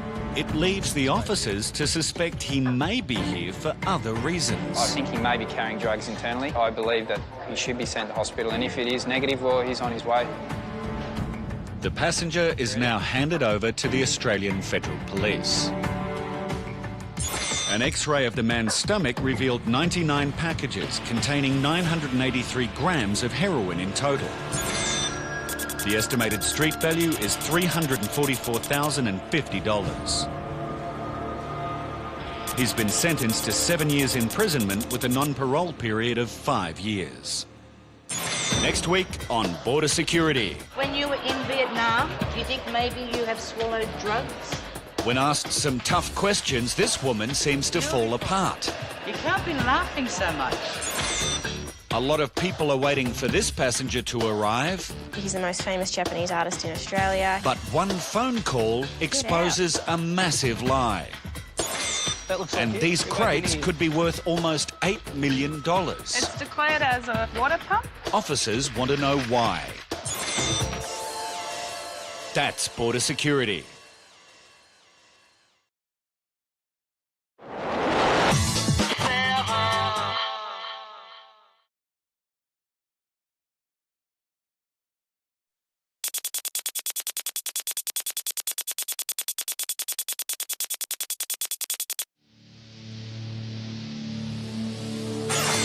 Tonight on Border Security. I collect gadgets. This is one unhappy passenger. Well, give me my shit and let me go. Check it out. But he pushes officers too far. A massive hunt for evidence. Our main person of interest has used these rooms as part of his office space. In a huge operation to catch illegal workers. We've located about 40 Chinese workers. I am suffering fever. And why is the doctor's wife suddenly so sick? I'm sorry for this.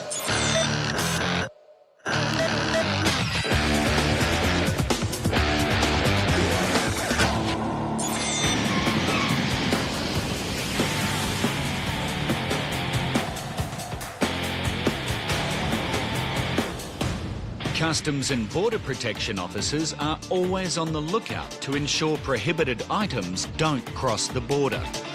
Today, this passenger has just arrived on a flight from Thailand, where he's been busy shopping. This is a laser pointer, I take it? No, it's like a disco thing, man. It's like all these lights come up, shine up. We will check it. We'll have to check the strength, because if they're over a certain wattage... What do you look at me like that for? Like I'm lying, man? No. It's just I don't really go to discos, so, you know. Yeah, but like, you know, you give me like smile. Apart from the gadgets, the passengers brought back a serious attitude problem. You're picking on me because I look clever. And these? What? What are they? What does it look like? Tell me. What does it look like? You two telling me, no, you got no eyes or something? Really?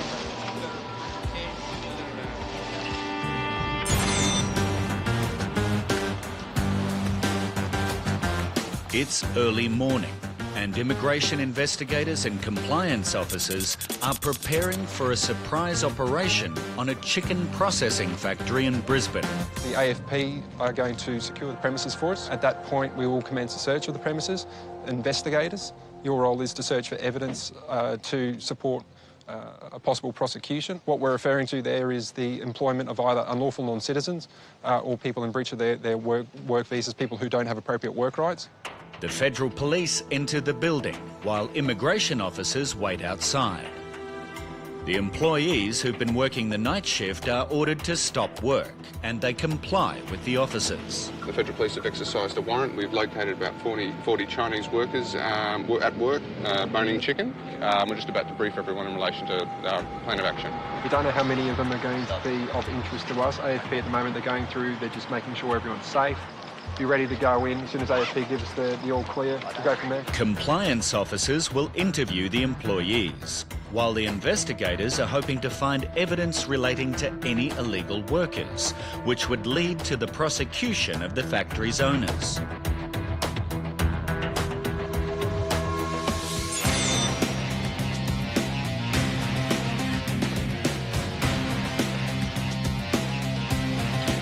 A heart surgeon and his wife arriving from India have not declared any food. But quarantine officer Deb has already discovered that's not the truth. There's more? Pardon? You have more food? No fruit, no fruit, no fruit. No fruit. It's in here. Oh. Did you know these were inside your bag? Yes. You did not. What's in here? Chicken. Did you make this? They're all products that are of a concern. So we're going to open up the packaging and have a look, okay? Homemade only. Homemade. Okay. Homemade and home-prepared foodstuffs are also not permitted, okay? We have a lot of food. Officer Deb refers the traveller back to his declaration, stating he had no food. Any food includes dry, fresh, preserved foods, uncooked. I didn't know. It should be yes. It should be yes. It should be yes. No. There's no changing your card at this point, sir. It's too late. Okay. Too late. So why didn't you tick yes there either? I have not read this so carefully. Okay. That is my problem. That is my problem. That is the problem of Indian itself. That is the problem of the Indian itself. Okay. So this is a legal document, sir, and as I brought to your attention down here, failure to answer the questions honestly can have serious consequences. Just talk to my supervisor and I'll be right back with you.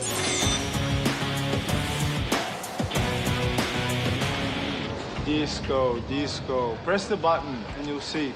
Officers in Sydney have found some unusual electronic gadgets in this passenger's bag. What's the problem with all these things? There's not necessarily a problem with them. We're just checking to make sure there isn't. One of the items appears to be a laser pointer. It's not a laser pointer. It's a disco thing. He also has a plastic bag filled with prohibited weapons. He declared? No. Oh, he's in trouble. What? You didn't declare. For what? Your weapons.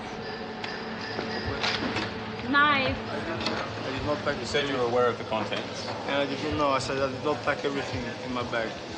If you don't know what is in your bag, you have to make yourself aware of what you because carry. But it can be very dangerous. A girl for me was packing my bag and like... Okay, what about if she put a kilo of drugs in your bag? Oh, then I'll be up. It's not right. So you want to know what you're carrying on your bags when you come to an airport, Yeah, but okay? I didn't think of that. Well, think about it. Drugs, a kilo of drugs in my bag. So we're just going to seize the knuckle duster, the flick knives, and the laser pointer. It's a disco, man. That may be the case, but it's too strong to be allowed in, unless you have a permit. It doesn't go that far. It barely goes like 20 meters. Yeah, you're saying that you use it at a disco, but the story is it can be modified to point a single actual laser beam, so that's the problem.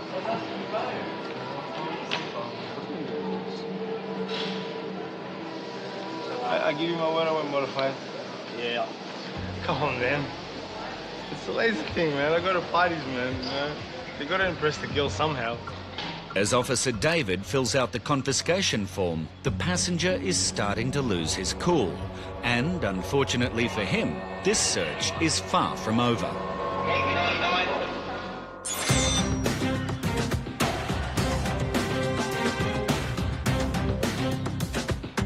After a successful operation by the AFP on a chicken processing factory, it's now up to immigration to determine how many of the 40 employees found are working illegally. So far we've interviewed about 20 people, so half the group.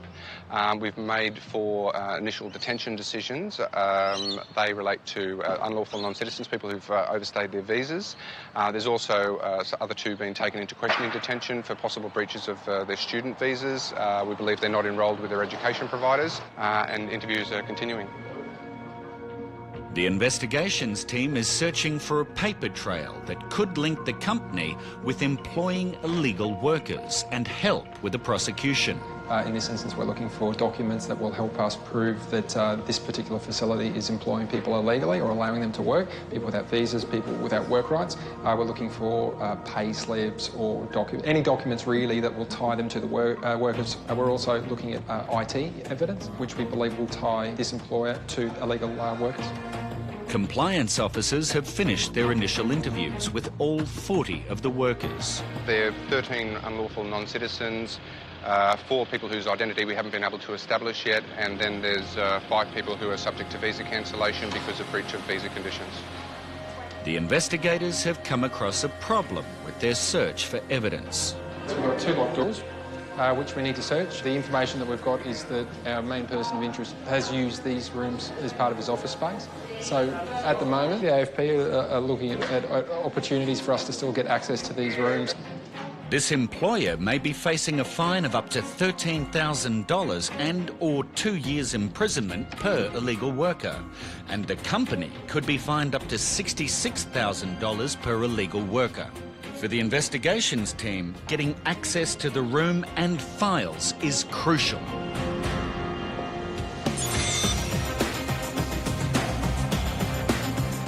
These ones here are very high-risk material. The apples, it's fresh. In Brisbane, Quarantine has discovered undeclared food in the bags of this couple arriving from India. This here is a legal document, and you've stated that the information I've given is true and correct, but you said you've got no food and you've got all this. Even though all this is releasable and okay, this stuff isn't. So today you'll be $220 fine. Sir, I have not taken it seriously. That is why this is we are Indian. We are Indian. Yeah, so you've broken the law. But I 100% agree, but this was not my intention.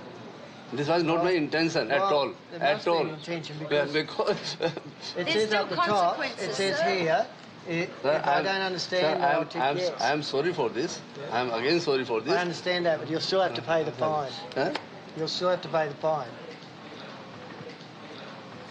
That is the problem. That is the problem for me. My husband is a heart patient. That's okay. Look, so still at the end of the day, sir, not like.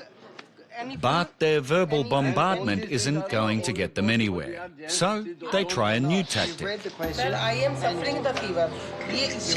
Could sympathy for a sudden illness get them off? Sir, I don't understand. Sir, I am sorry for this. I am again.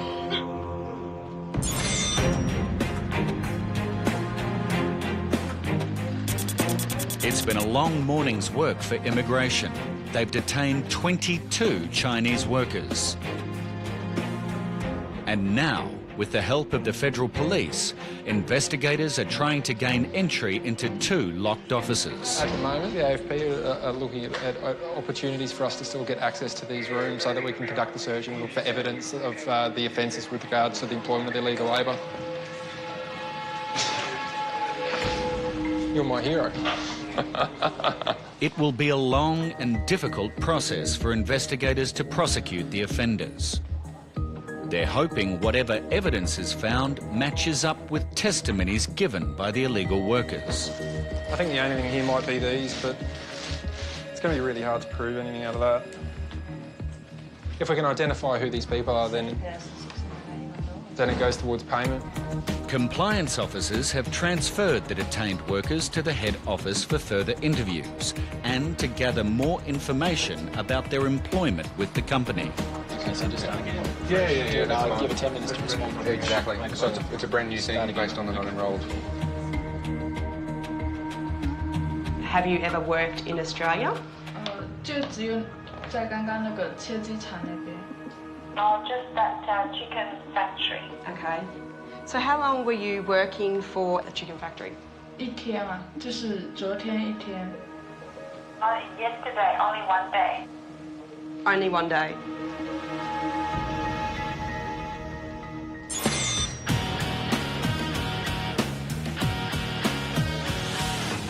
A number of prohibited weapons and a high-powered laser pointer have been confiscated from this agitated passenger.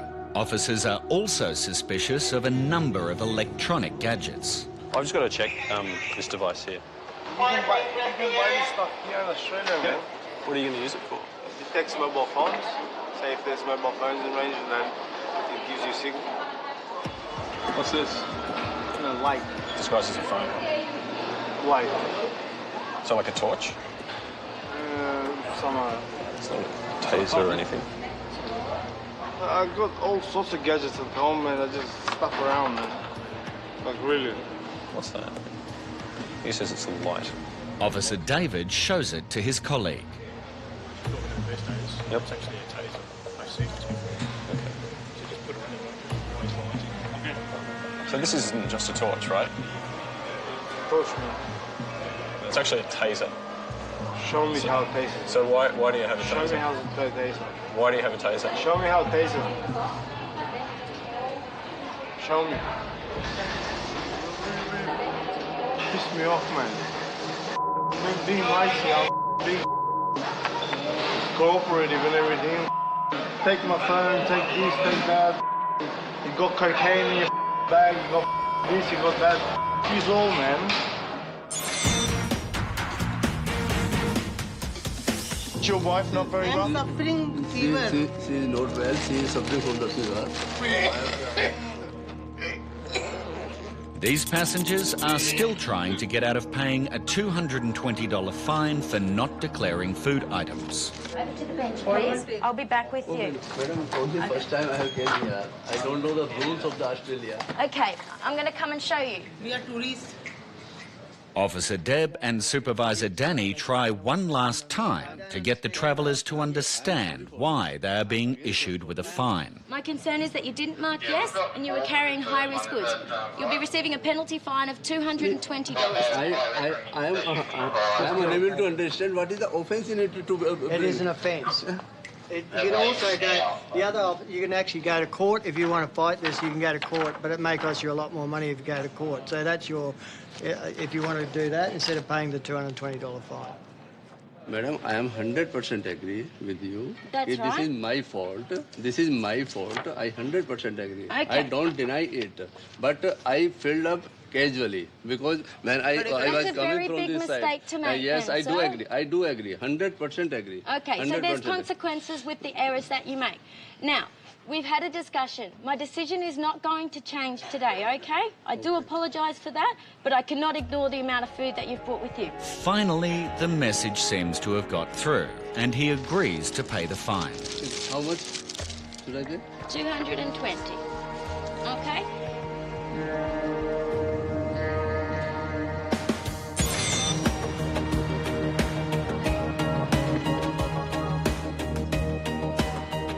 Immigration officers are interviewing 22 Chinese people who've been detained on the suspicion that they've been working illegally at a Brisbane chicken factory. They've come on visas for particular programs. In most cases, it's been student visas. They're not here studying. They're here for the purpose of work, and we have to protect Australian work rights as well. And how did you get the job? How did you know to go to a chicken factory to get work? 就是一个朋友他叫我去的。 A friend of mine asked me to go. She just said, I have a job, you can come. Did she say what you would be doing? 有啊，就是说切鸡嘛。 Yes, just cut chicken. What did she say about how much you would get paid? 他没有说工资的，他就是说。 Talk about the pay. She just said, I have a job, you can come. Okay, so she didn't say an amount that she would get paid at all? 没有。 No. All right, so what I'm going to do is I'm going to go and talk with my manager and have a chat with them about your circumstances and make a decision on your continued detention. So far, none of the illegal workers have provided any solid evidence that may be crucial for a successful prosecution against the employer.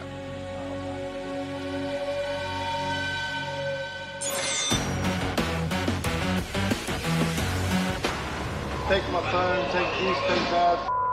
You got cocaine in your bag, you got this, you got that. Use all, man. Show me. Taser. We've checked and we know what it is. So Okay, I didn't know. Why do you have one? I didn't know. They say it's a torch. And why didn't you just buy a torch? Because I collect gadgets for the 50th time, I'm telling you, man. Stop asking me stupid questions, you dickhead. Hell, man. You're looking at me, what, you want to have a go or what? Oh, let's see, don't look at me like that. Knock you flat, mate. Believe me. Officers are trained to deal with agitated passengers. I find it best just to try and keep calm and not to engage with it. I think people who try that on sometimes will try and get a response, and I find it best not to engage with that kind of behaviour. That's a taser. That mobile phone, the one you said is a light, is a taser. It's a light. It's got 2 prongs up here, mate. Okay. What do you think these things are for? And these things? Well, these things is probably to charge. And what about these things? For the light. Actually, I thought that was the light. Well, unfortunately, that's a prohibited import, mate. You can't bring that in either. Everybody's gone. Everybody's gone, man. Everybody's gone. Give me my shit and let me go. Take whatever the you need and give me my stuff. You don't have to talk to anyone, but you don't talk like that, mate, so just tone it down a bit. Listen. I'll put you in the room otherwise. You listen.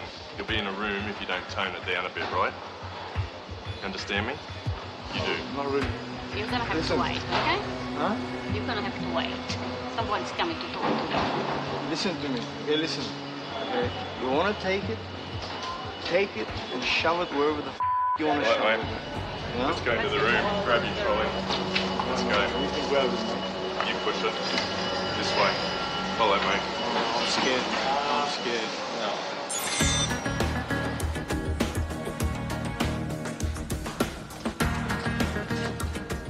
Compliance officers are questioning the last of the illegal workers detained after an operation on a chicken processing factory in Brisbane. So I just want to discuss with you Miss Chen's current situation. So she's been unlawful for a year. I'm thinking to continue her detention, given her history. No, that sounds good to me. Okay, excellent. Okay. Cool, thank you. Immigration investigation officers were hoping to gather enough evidence for a prosecution. From an investigations perspective, this has just been a fantastic day for us. A really good outcome, really good start. As you can see, we've literally got boxes of employment records here, which will help tie the employer to the illegal workers. We've got, for example, some great stuff. We've got illegal worker warning notices, which will help establish knowledge with our case. We've also got lists of employees that tie them to employment numbers, and that was one of the concerns that we had, was identifying which workers are doing which work. But a really, really good start, and I think, yeah, it's promising.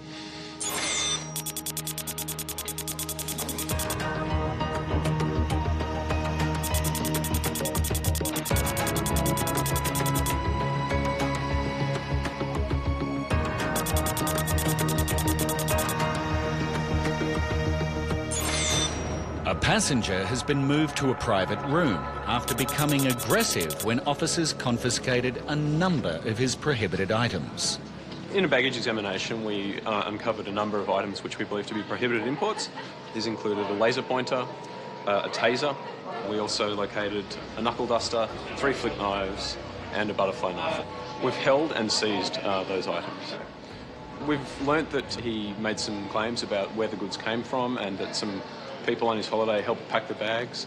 He sort of answered questions to a point, and then he's decided that certain questions he would like not to answer. And the passenger is now free to leave.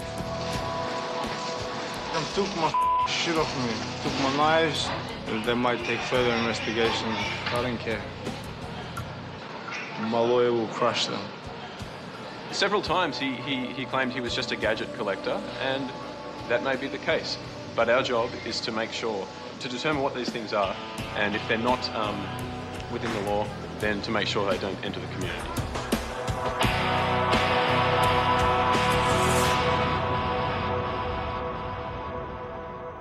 Next week on Border Security. All the indicators suggest this passenger is up to one thing. We think she went to Vietnam, she picked up drugs. But a surprise phone call leads to a manhunt. And one tiny clue unveils this woman's hidden secret. I never bring to Australia. I don't believe you. That's Border Security.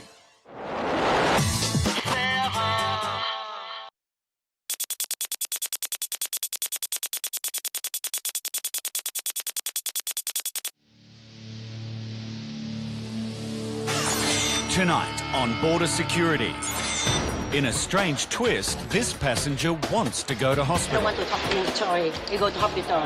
Could it be a ploy to distract officers from inspecting this box? Like it's tampered with. The box, you can see glue around the edges. He plans to photograph girls on the beach. Just coming over here to shoot and have a good time. But immigration discovers information that may leave him exposed. So you have to understand that you are doing the wrong thing. Okay, so there's 4 pistons. And these may be the most expensive car parts ever made. There shouldn't be a space like that.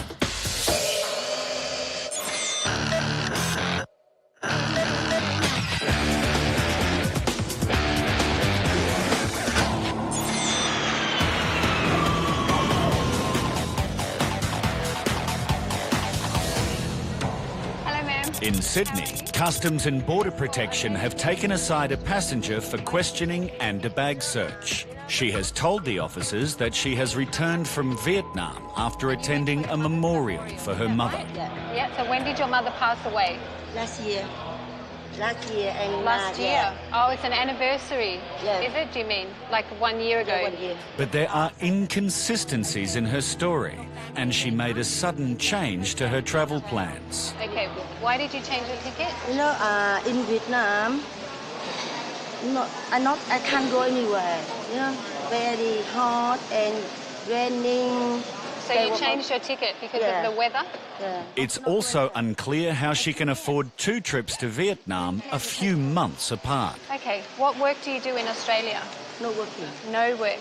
How do you get money?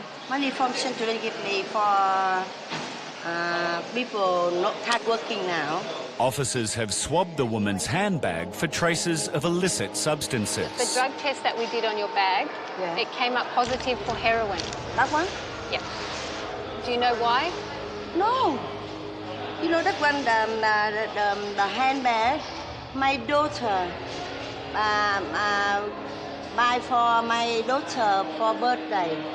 Does your daughter have drugs? No. Have you ever been involved in anything to do with drugs? No? No. Have you been in trouble with the law?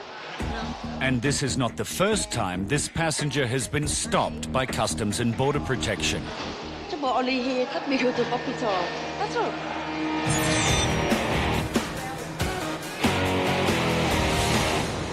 Immigration will often take aside a passenger for an interview if they suspect the person intends to breach their visa conditions. Today, this passenger has arrived from the US and has stated that he's only here for a holiday. But Officer Serene has reason to believe this may not be the case. My name is Serene from Immigration Department. How long are you coming to Australia for? 6 days till March 1st. Okay, that's a lot of baggage you've got there. Before the interview begins, Customs and Border Protection are called in to conduct a bag search to determine if the passenger is attempting to evade paying duty on any items. What's the value of all this equipment? 6,000 or 7,000. 6,000 or 7,000 US? Yes. Do you have any other equipment here in relation to photography? Yeah. A large amount of camera equipment is found, and immigration is concerned it's way more than an average tourist would need. He's declared on his incoming passenger card that he's coming here for a holiday. However, we found 3 bags full of equipment for photography. Just Googling his name and found a website for him. It's clear he's a professional photographer. Our main concern is whether he is coming to Australia to take photographs for leisure or whether it's for work. Can you explain to me why you have come to Australia today? For a holiday and to do photo shoots with models. Okay. Are you aware that on a tourist visa you're not allowed to conduct work? But I'm not charging the models. We're just shooting. The terminology of work in Australia is any work that an Australian citizen can get paid for. And I very much doubt that you are not getting paid. There is nowhere on the internet that says you do free shooting for Australian models.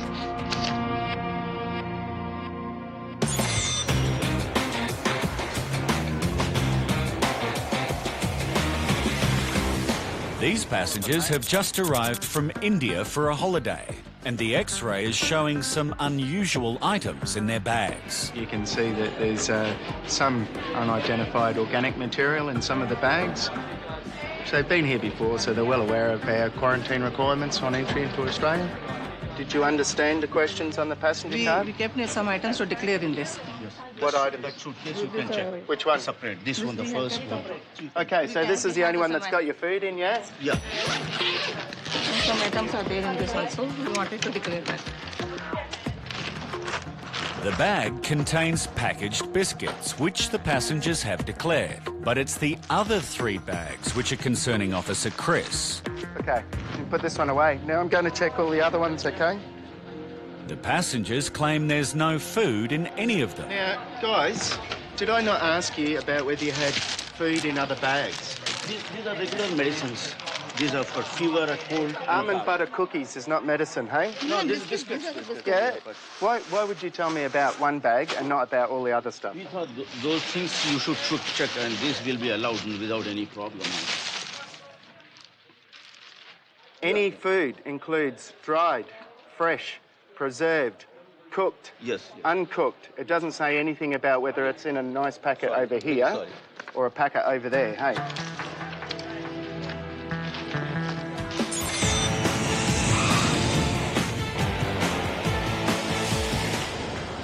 Oh, you've been to hospital before? Yeah, in here we go. In Sydney, Customs and Border Protection Officer Andrea just learned that this passenger has been tested for drugs before. You've dealt with customs before and they sent you to hospital? Yeah. Why did you go to hospital? I say, I don't know. They say I have to go, I have to go. I don't know why. They didn't tell you why? I don't ask. That's their job. I think that you may have drugs on you or inside your belly. Now? Yeah. You want to go to the hospital again? Maybe, but you don't go with me. With who? You have to go, we talked to the Australian Federal Police. Yeah, okay. Yeah. I have been to. Have you dealt with the Australian Federal Police before? Yeah. What was that for? Drugs? Before I told him, I never had the rat herring with me. Never. Because you know why? My family very perfect. My husband was for that long time. Okay. I have a property, but now he passed away. You know? So he died 2 years ago.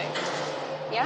My husband died. Well, you tell me, I'm going to check, okay? Yeah. You tell me a story, I'm going to go and check it, so make sure you tell me the truth. What for? So I can check the story, so I know that you're telling me the truth.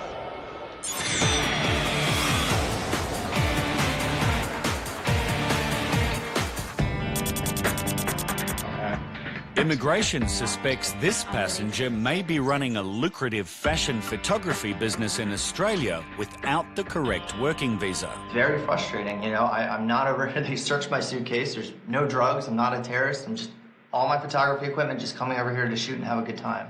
With the passenger's permission, Officer Serene contacts one of the Australian models that he photographed on a previous trip. He stated that he didn't get paid for the work. Okay. And how much was the full payment? Okay. And that was just for one photo shoot for a day, or? Yeah? Yeah. Okay, great. Well, thank you very much for your time. You too. Bye. It seems Justin may have some explaining to do. I was able to contact one of the contact numbers on your phone, and she stated that you did do a photo shoot for her in Gold Coast, and that she couldn't remember the exact amount. However, she said it was roughly $500. And that money was for hair, makeup, for location, things like that. I have to cover the cost of the shoot. It's $500 she paid you, regardless what it was for. She paid you, and you stated that you were not getting paid at all. You're not being honest with me. I am being honest. I'm telling you what the money's being used for. I find it hard to believe that you go around everywhere doing photo shoots. No, I don't go around everywhere for free. I'm helping promote Australia and the models over here. I'm a very well-known photographer in the US, okay? I'm not here making tons of money and working.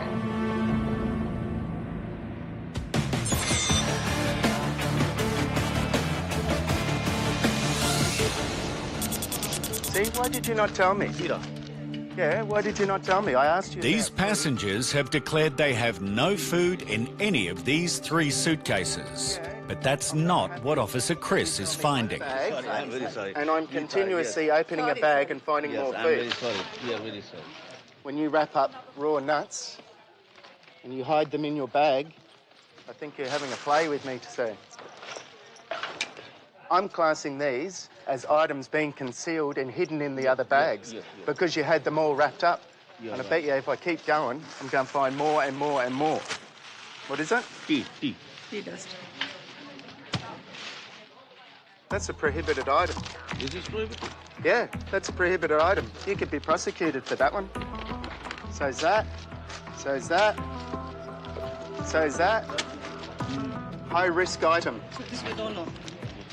No, I'm not aware you of don't that. know because you didn't declare it, so I couldn't check it for you, so I couldn't tell you it was wrong. He said. I don't know how I'm supposed to stay happy with you, sir. Officer Chris needs to discuss the case with his supervisor. And this is all the stuff that was undeclared, which I believe is concealed because the flour, the cinnamon bark, and a few other items were actually wrapped up in clothes. Passengers found concealing high-risk items can face prosecution resulting in fines of up to $66,000. There's a lot of food here, so it's definitely a significant amount. When I asked them which bag had food in, they declared that only one bag did. I went through it several times with them, and they still turned around and said they only had one bag with food. There's a few high-risk items like the cashews and the cinnamon bark, which isn't allowed into the country. The supervising officer questions the passengers further and decides their case doesn't warrant prosecution. My boss has more of a pull in a decision than I do. So today you'll be paying customs $220. So you get your money ready, I will get the paperwork ready, then we'll go to customs and we'll pay the bill and you can go on your holiday. $220.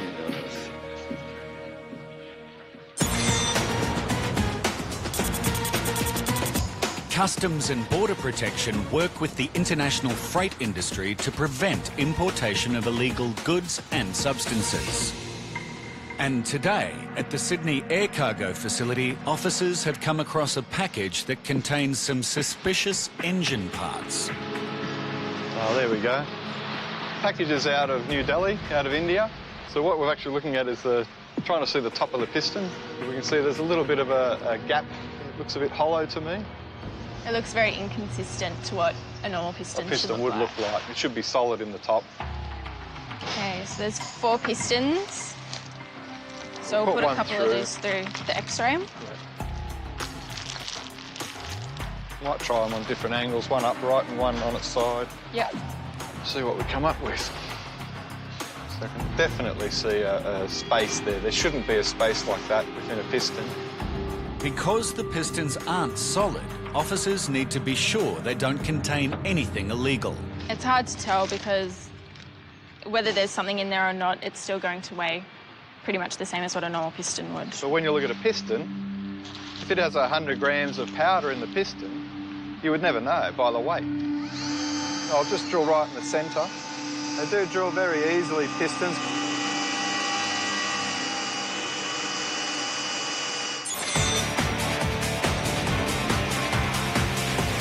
Customs and Border Protection officers in Sydney suspect this passenger may be carrying drugs internally. From our point of view, here and now, she's an unemployed traveller to Vietnam for the 2nd time this year. So we're trying to ascertain how she lives, and if she's living beyond her means, she could be trying to bring in drugs internally. It's not the first time the woman has been through this process. I come back like time like that, and some people say I have heroin inside, and take me to the hospital.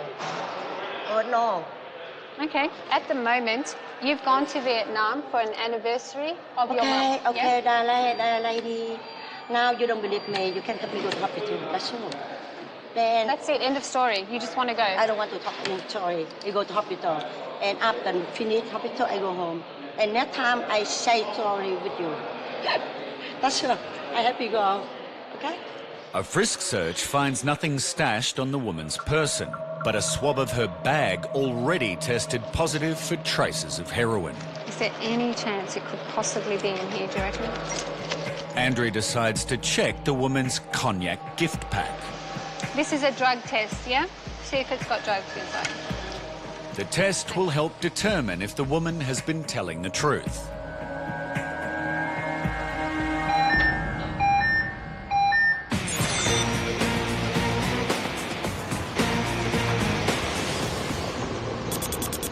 At the air cargo facility, officers are examining metal pistons sent from India. Oh, there we go. Ah, look at that. White powder coming out the top. Which that's normally never inside a piston. It's normally solid metal. So we can definitely see that there is a concealment with inside this piston. So now we've got a substance that we can actually test. So we'll put it in a heroin nick test, and that'll give us an indication, you know, if it is drugs. So all we need is just a small sample, and that will give us That's an plenty. indication of what's in there. And we're looking for the colour green to come up, which will then tell us that it is heroin. And straight away we've got green. So at this stage, we would definitely say, judging by the X-ray, that they're all loaded with heroin. So, well, that could be 200 grams inside here. So if it's 200 grams, well, it's, you know, over 1.5 kilo. Well, what happens now, we'll send it to the Australian Federal Police. They will deconstruct it completely, get all the drugs out. Okay, that's it. $500,000 worth of heroin was handed to the Australian Federal Police for investigation.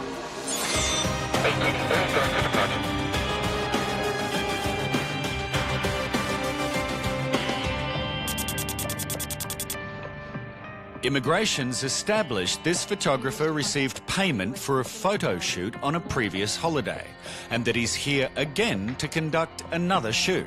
I'm not over here making a profit. Okay, you're covering your costs. Right. Okay. I'm not over here on business making a profit. When you make business, it means you're getting paid for it and you're trying to cover your costs.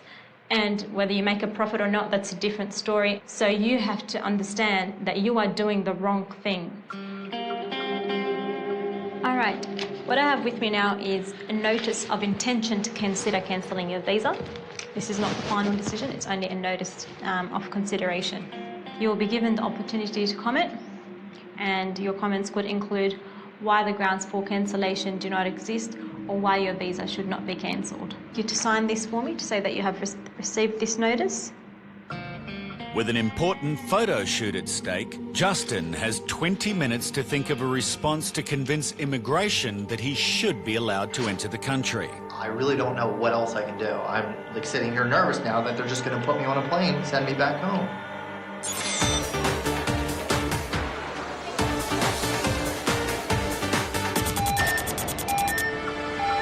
Okay.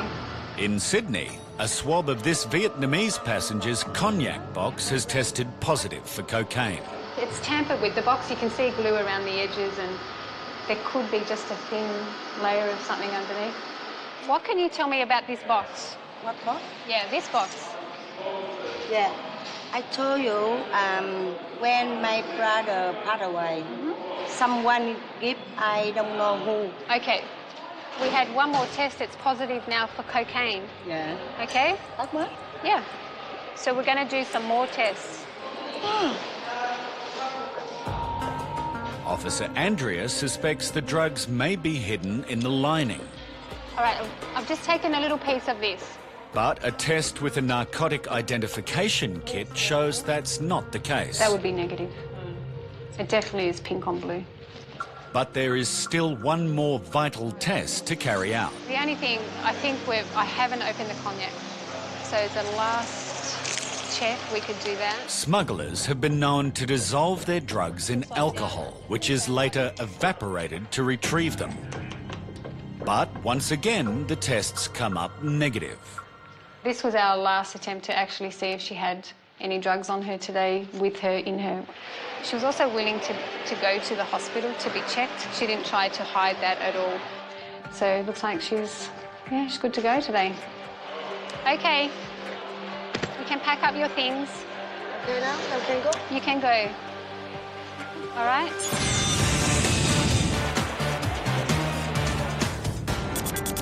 Justin has arrived for an important photo shoot.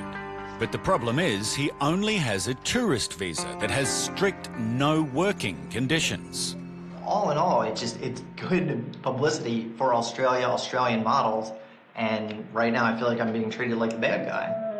He now has the opportunity to convince immigration why he should be allowed to enter the country.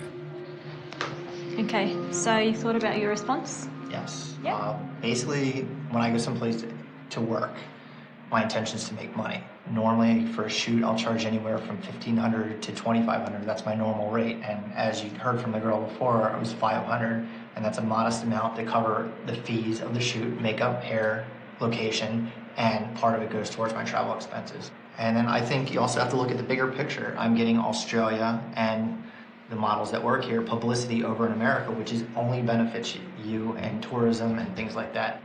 I'm just saying to consider that as well. Okay. All right. There are grounds for cancellation today. I have placed more weight on the fact that you initially attempted to mislead Department of Immigration and Citizenship by 1, declaring that you are coming to Australia for tourism only, 2, organising work in Australia on 2 occasions prior to your arrival into Australia, and 3, denying payment for your work. I have therefore decided to cancel your visa today. It's a huge blow for Justin, and he has no choice but to cancel the photo shoot. I'll be contacting all the models as soon as I can to let them know what happened and to refund them their deposits so that they know that they weren't ripped off or taken advantage of. He did admit to working. Regardless of whether he was making profit or not, he's still working on a tourist visa, and that's in breach of his visa conditions.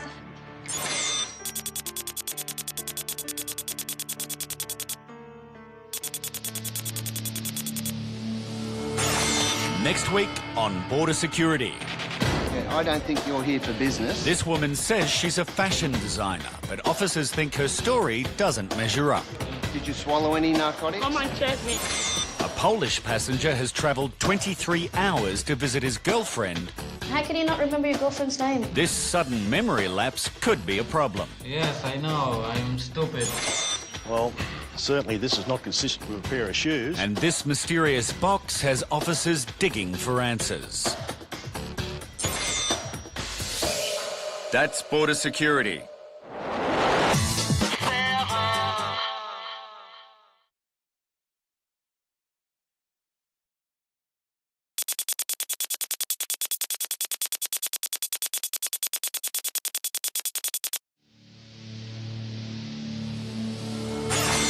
Tonight on Border Security. I don't think you're here for business. This woman says she's a fashion designer, but officers think her story doesn't measure up. Did you swallow any narcotics? Come and check me.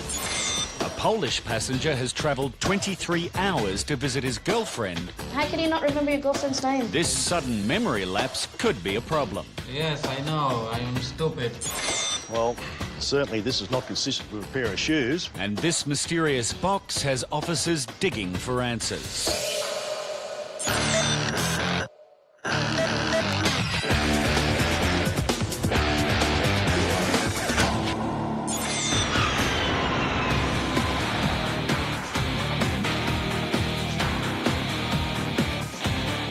Every traveller arriving in Australia needs to fill out a passenger declaration card and state a reason for travel. Today, Customs and Border Protection Officer Mike has doubts that this Nigerian woman is here to conduct business in the fashion industry. Yeah. What's the purpose of your travel to Sydney? I came here for exhibition. Fashion designer, fashion and cosmetics and jewelry. Okay. She is here for a convention where I believe, from reading the documents she's in possession of, she's supposed to be going there to have a look at fashion. She's supposed to be presenting something as well, but from what you can see in her actual baggage, there's not a real lot of stuff and it's all dirty, so I wouldn't imagine she's going to be presenting that. Have you got any samples to show over at the fashion exhibition? What is there? Do you have any clothing samples to show at the fashion exhibition? Any clothes fashion exhibition? Yeah, well, I want you to explain what you're doing at the fashion exhibition. I'm a fashion designer. Yeah? Okay. I'm a fashion designer. I come here to come on. I came here for exhibition. Yeah? What are you going to do at the exhibition? Exhibition, the fashion design. The same way I do it when I go, I explain myself how I'm doing the fashion and I show them my clothes, the fashion I make. Yeah, but I find that, you know, that's... If you're coming over to show your clothes, why would you have them just mixed they don't up allow in me your bag? to carry my bag, my big bag, my machine. They cannot allow me here to come and bring it here. So I will explain myself to them, and they will give me machine. I will try. I will do it for them. Yeah, I don't know whether you're aware. I will show what they are no want me to show. I will know what they are doing there. I show you what I'm doing by myself. Okay, you're not explaining enough. Okay, I don't think you're here for the fashion exhibition.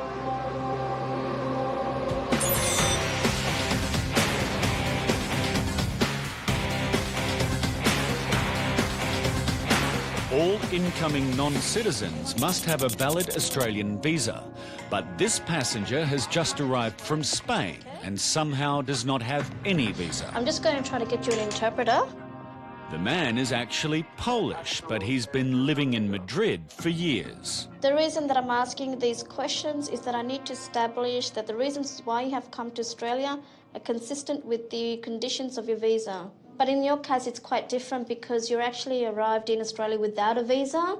So at the moment, we're determining whether to grant you a visa here at the border, okay? Immigration has noticed that he was here only a few months ago on a 3-month tourist visa. So tell me, why have you come to Australia today? Odwiedzić. When you were here in Australia previously, what were you doing in Australia? U kolegi byłem. I was with my colleague. However, Officer Aruna suspects he might not have been here for a holiday. All right. We had a look at your mobile phone, okay? There are messages indicating that you've been working in Australia. What have you got to say about that? Moja wiza okazała się niedobra i nie mogłem. Okay, I wanted to work, but my visa was not suitable. But the phone messages indicate that he was working. Na maszyny, które stawiali. I spent time with a German company here. To nie było za pieniądze, nie? Yeah, because it was some work without money in return. Any paid work would have been a breach of his tourist visa conditions. Can you tell me what was your reasons for applying for an extension of your visitor visa? Poznałem dziewczynę. Because I found a girlfriend. Officers will need to find out if he has come back for love or money.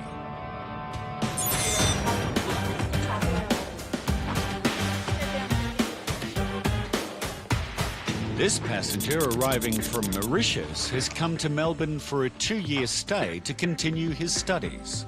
But quarantine have x-rayed his bags and noticed organic material that hasn't been declared. Hello, sir. Have you been to Australia before? No. So this is your first time?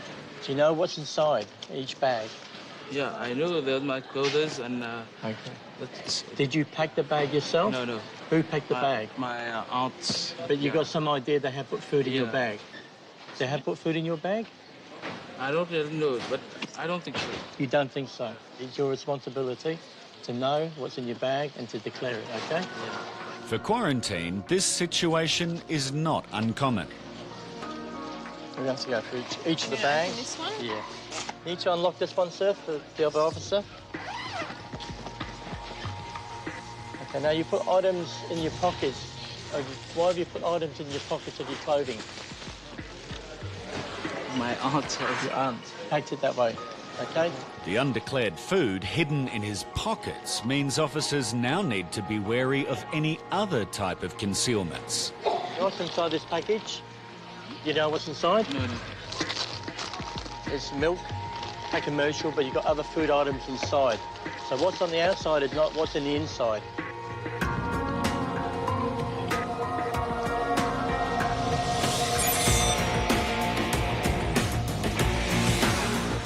You've set up no appointments to meet anyone. This woman claims she's a fashion designer, but officers aren't convinced.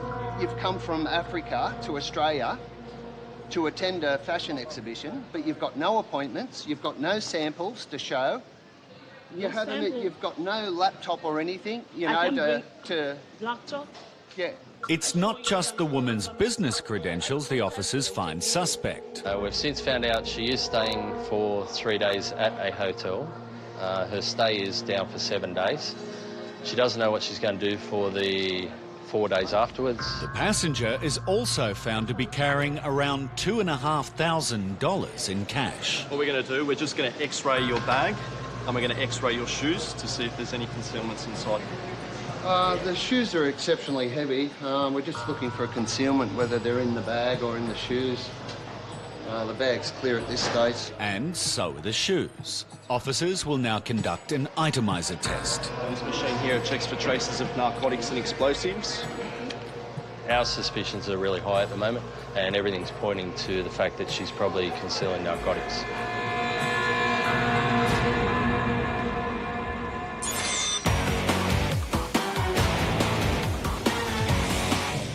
Each day, through our mail centres, parcels of all shapes and sizes from all over the world are checked and cleared. But some are not always as they seem. This parcel from Japan has caught Quarantine's attention as it passed through the X-ray. I've just noticed on the screen that there are a couple of suspicious-looking shapes, and the actual colours indicate to me that it doesn't actually match what's on the declaration form. They've declared shoes and sneakers, leather shoes, and a compact disc, and none of those actually seem to be on the image. It's showing a lot of like cans, which would indicate to me food items, and it's got these pretty suspicious looking long tubular type shapes in there, in the back of that. This will actually need to go to the secondary inspection area where an officer can actually open it up and have a look into it. The box is handed over to Officer Dell, who will carefully open it and find out if it contains anything that is a quarantine risk. What we have here is a variety of food. There's some of them are tinned food. There's also other seasoning mixes. There's mixed vegetables. It all appears to be commercial at this stage. There's canned fish, virtually, and cigarettes as well. It's obviously inconsistent with what was declared on the package. Let's have a look and see what we can find in this one. Well, certainly this is not consistent with a pair of shoes, because what we've got is sawdust. And whatever this is, someone has gone to a lot of trouble to conceal it.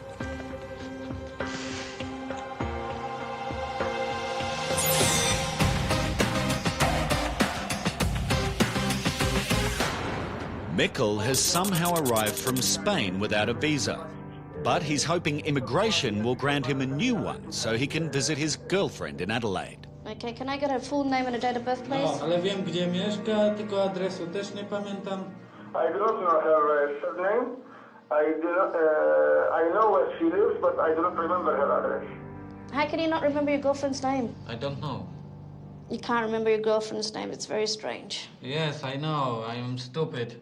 I remember my friends, but no remember. You can remember your friend's family name, but you can't remember your girlfriend's. Nigdy nie pytałem. I never asked her. Are you still... I am Polish. I no remember what. Okay, are you still in a relationship? Czy ma pan nadal z nią kontakt? Maybe. That doesn't sound too convincing. But even though he's forgotten her name, he may have a good reason to see her. They said I came back now because my girlfriend is pregnant. This information could change everything, so it's time for Officer Aruna to consult her supervisor. He has made admission that he has been working here in Australia. But the other thing is, when he applied for his extension of his visitor visa, he applied on the basis of having a girlfriend here in Australia. As soon as I was about to finish with him, he just mentioned that she's pregnant. So now officers will try and call his girlfriend to see if he is telling the truth.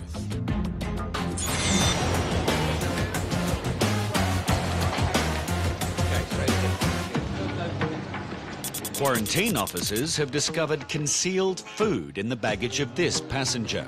He claims his auntie packed his bags and that he was unaware of it.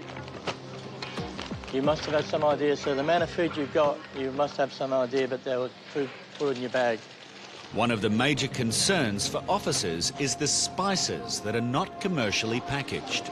Yeah, the packaging itself is definitely says milk powder outside. When we open up, we've got other items inside, spices. And this one, as you can see, is probably curry powder. That won't be allowed in now, because we don't know the ingredients of it, so that will be destroyed. No, I didn't know really about the food. I just took off my clothes and tell them to pack it. They put all these things in it. I'll put all the stuff you can have over here. Officers will separate any prohibited items from the large assortment of food. With the spices, because they contain cloves, well, you can smell it, even though it's not written on there. Cloves is a prohibited item. Milk powder, the same, being a milk product with foot and mouth disease. The chilies, they're fresh. Yeah, he's looking at a serious fine at this point of the items he has got at the moment, yeah.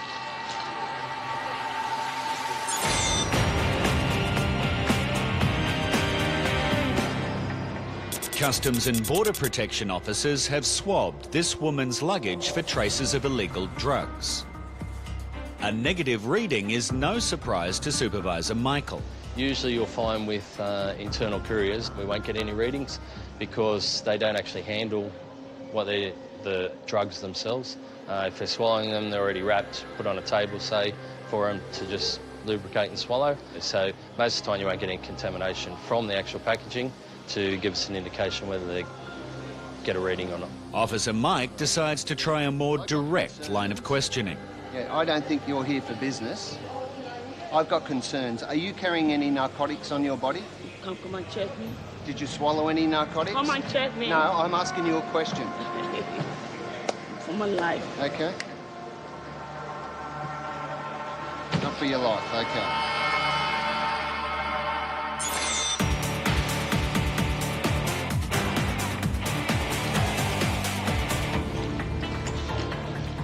I might just tell him now. Yeah. Here, take his card. Melbourne quarantine officers have discovered 17 kilos of undeclared food in the bags of this passenger. But he has tried to lay the blame on his aunts back home. I was not there when they put all these things. I find it very hard to believe that you weren't aware of it. When I asked you at the start, you did say you may have food in the bag. Yeah. So you had some idea, okay? And you can't tell us now you didn't have any idea, you had an idea. Okay, today, because you broke the law, I'm going to now fine you quarantine infringement notice of $220 on the spot fine for not declaring any items of food. You understand that? $220. And you will be fined today, okay? But you understand you have broken the law, okay? He agrees to pay the $220 fine. And in the future, he'll be packing his own bags and not leaving it up to his auntie. I'm going to tell her, but not to scream at her. No.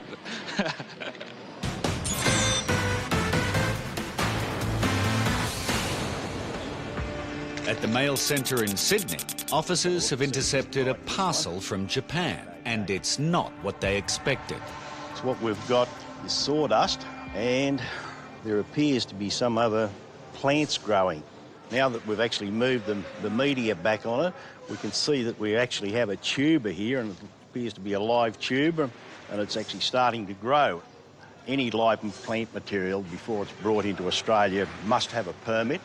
Things like this that have arrived without a permit, and there certainly isn't a permit with this one, they could harvest viruses and the likes, and that could easily be transferred to other plants. If it has plant viruses, most of these, they can be actually carried in the actual tuber themselves, and they wouldn't present a problem until such time as the tuber was actually grown. It is too great a risk for quarantine to let the live plant material pass the border without a permit. And in this case, the false declaration was an obvious deception. It was declared as shoes, sneakers, leather shoes, compact disc. Now that we've opened the box and had a look, actually there is nothing that was actually declared on the outside was in the parcel at all. And this has been done, there's been a lot of care done. The tubers are actually the right length to fit in the box. There's an obvious intention that they've been sent out to be grown in Australia. Well, the next step now is the goods will be seized. We will fill in a report, and that will go to our compliance department, and we will hold the goods until advised by our compliance what action we need to take.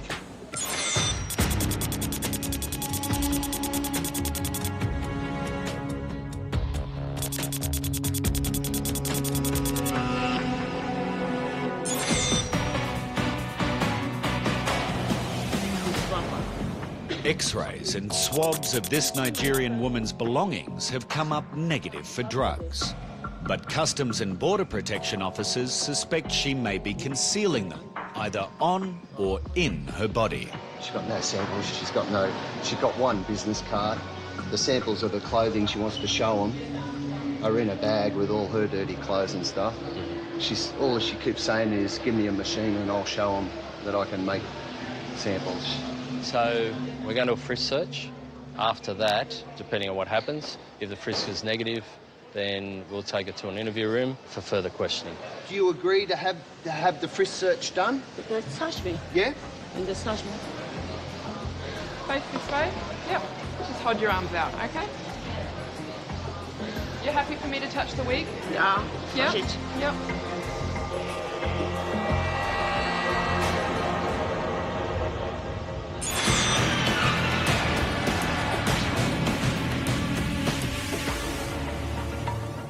After a recent 3-month holiday stay in Australia, this Polish passenger has returned to visit his girlfriend, but he doesn't have a visa. He claims she is pregnant, and Officer Alicia has now spoken to her to check his story. And she did confirm that they are together, and they met when Mr. Mikkel was working with one of her friends, and she did confirm that she's pregnant, 10 weeks. Officers now weigh up all the factors to the case. So basically he was working while he was here. He was working in Australia. So basically he has breached his previous visa. Yeah. He's coming here, he doesn't have a visa at the moment, so, you know. McCarl's about to find out if he's flown halfway around the world for nothing. Interpreter? Yeah? Okay, we've come to a decision that we won't be granting him a visa here at the airport.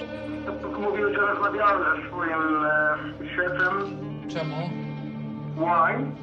Because, firstly, you do not have a visa to enter Australia, and conducting this interview, you have been assessed as a non-genuine visitor. A nie mogę nic załatwiać? So you cannot do anything for me, yeah? No. If you wish to enter Australia, you'd have to go and apply for appropriate visas at the Australian Embassy.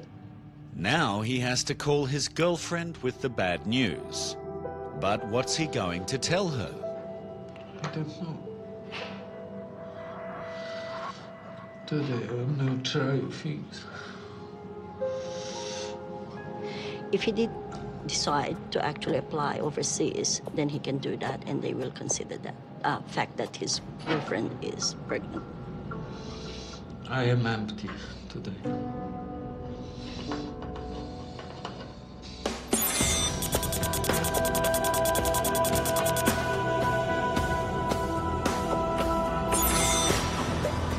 X-rays and swab tests have not indicated that this Nigerian passenger is trying to smuggle narcotics. But she hasn't provided a credible reason for her visit to Australia, and that has officers concerned. Okay, all right. Did you go anywhere around the stomach? Yep. I didn't feel anything on her stomach. Did she in move between her legs, or nothing. No, did she show any discomfort or anything? No. Okay. All right. The stage we're at the moment is the guys are still suspicious that she's carrying narcotics. We're going to go into one of the interview rooms, Oh, yeah. and we're just going to sit down and have a talk, okay? Okay. All right, just come through. We'll go through in a bit more detail everything we've asked her previously, give her a chance to allay our suspicions, and you know, she might be able to come up with a legitimate reason as to why she's here. After interviewing the woman further, Officer Mike consults his supervisor. The story's just everywhere. It's just nothing's consistent.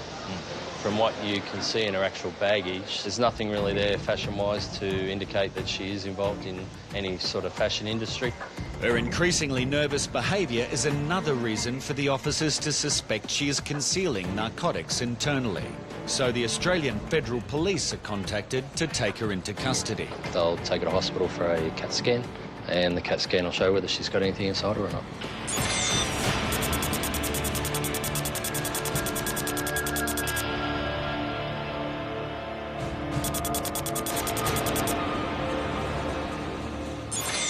Next week on Border Security. What drugs are going to show A up? passenger gets a bit too cocky with officers. You get every single drug rating imaginable. But is there something he's forgotten? They're really high rating. Image analysts have picked up some inconsistencies. A 15-ton load hides a major concealment. We're looking at round about $1.4 million. And a biological disaster is stopped at the border. The risks are endless here. That's border security.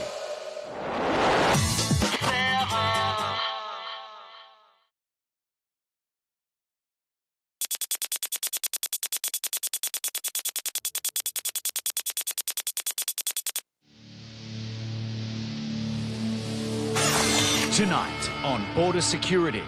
We're going to take your suitcase to the X-ray machine.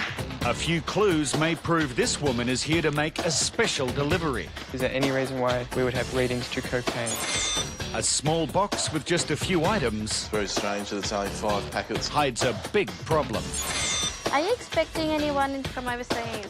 And when a crucial phone call to this man's wife doesn't go to plan, First off, she didn't say that you are her husband. he doesn't take the news lightly. She never tell you the truth.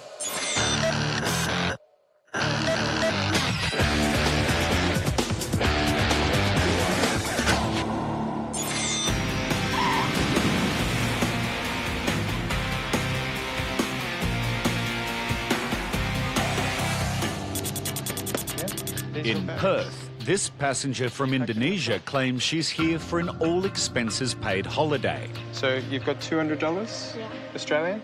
So who paid for this ticket? Hilda. Sorry? Hilda. Hilda? So who is Hilda? Same Jessica. Same as Jessica. Yes, yeah. Strangely, the friend paying for the trip uses 2 names. What is her real name? Jessica. And how do you know Jessica? Because she comes to Bali. She comes to Bali. For holiday, I meet her talking about something. Sure. And where did you meet her in Bali? Where? Yeah. In my work. So you're a bartender and she came into your bar and you've met her in the bar. What has Jessica told you you will do while you were here in Australia? Just holiday. Just holiday. Has she got any plans? Has she told you she will take you anywhere in particular? So she will pay for you while you're here? Food, meal. Do you have to do anything for her to give you money? No. Either her friend is extremely generous or she is not revealing the real reason she's here. So, Ratna, I have some concerns that maybe Jessica will pay you some money. No. No?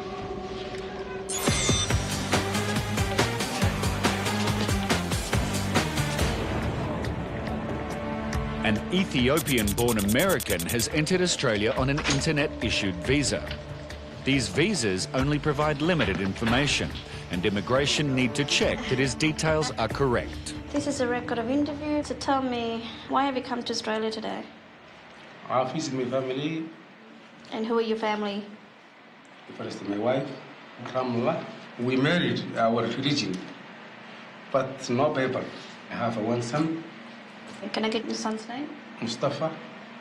He take another name, Mustafa Abdi, something like that. You don't know your son's full name? I know Mustafa only. What's his date of birth? I think in March, something like. Just a minute. Or April. Or March 7, something like that. Why don't you know your child's date of birth? In Africa, but I tell you something. In our country, we don't celebrate birthday like that. Okay. Officer Aruna wants to know more details about his 8 siblings that he claims are all living in Perth. That is the Australian now. Australian? Mm-hmm. Why are you asking me my family, my... Because I need to get to know you, what you're here for. You know, I came here in Australia a lot of times. I work in Western Australia 1 year. So why you give me hard time? I'm not giving you a hard time. We're here to ask you questions. I know that, but what you're here right to do now, in Australia? Just a minute. Right now, I'm not smoke. I'm not. I like prison. You understand me? You're not my in prison. embassy don't know nothing. American embassy. If I call now my embassy. That's fine. At the moment, you haven't been cleared immigration at all. You're right. Okay? Until you satisfy me that you're here for visiting purposes, then I'll make an assessment whether you'll be immigration cleared.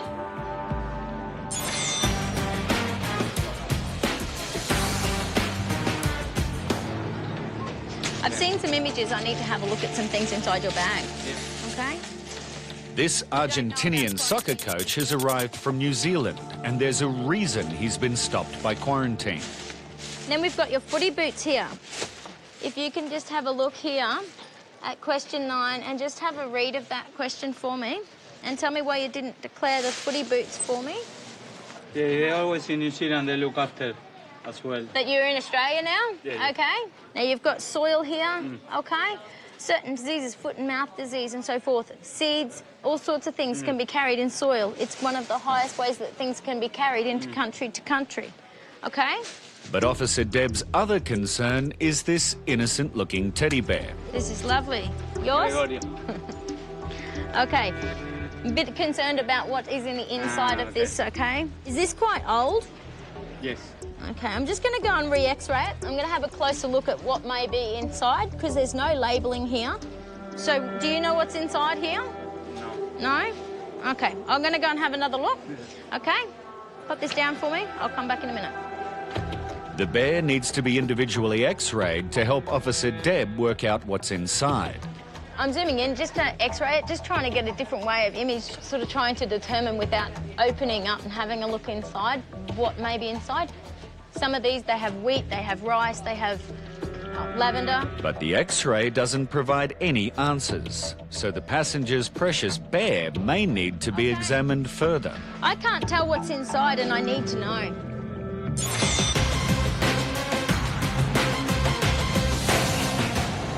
You've only got $200, but you want to stay here for 2 weeks in Australia, yes? This Balinese barmaid says a friend is paying for her holiday in Perth. I want to know what Jessica is expecting from you when she pays your ticket and she gives you money while you're here. Has she got children? Yeah. Has she asked you to look after her children while she's here? Children? Yes. Twice. You've looked after her children before? Will you look after her children? One time. One time. Yeah, in January. You've seen this before? I didn't. No, okay. It's looking for any traces of any drugs, okay? Officer Scott conducts a routine swab of her bag.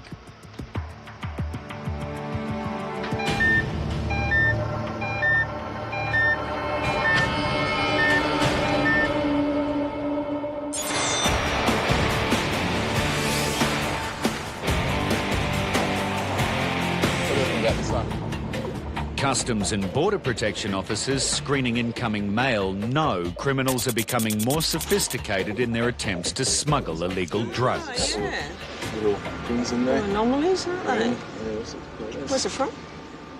From Hong Kong. Yeah. Declared as clothes and snacks. There's no clothes there. Yeah, that's definitely snacks. It's food.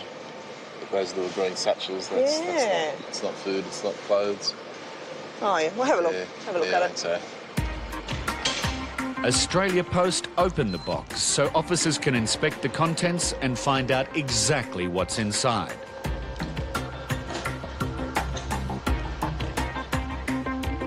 It's very strange that it's only 5 packets of dried seafood or something in a big box like that. Quite clearly there's no clothes in there at all. The green anomalies on the x-ray appear to be moisture-absorbing packets. Yeah, it could be all right, but the fact there's no clothes and it's very empty, could be something. They'll itemise it just to make sure.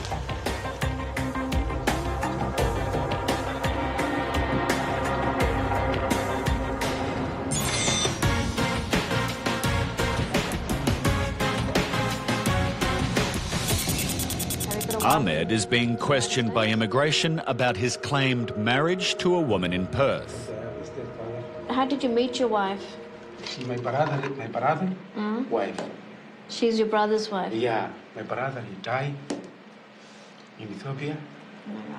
So after my brother died, I married her legally. That's our culture.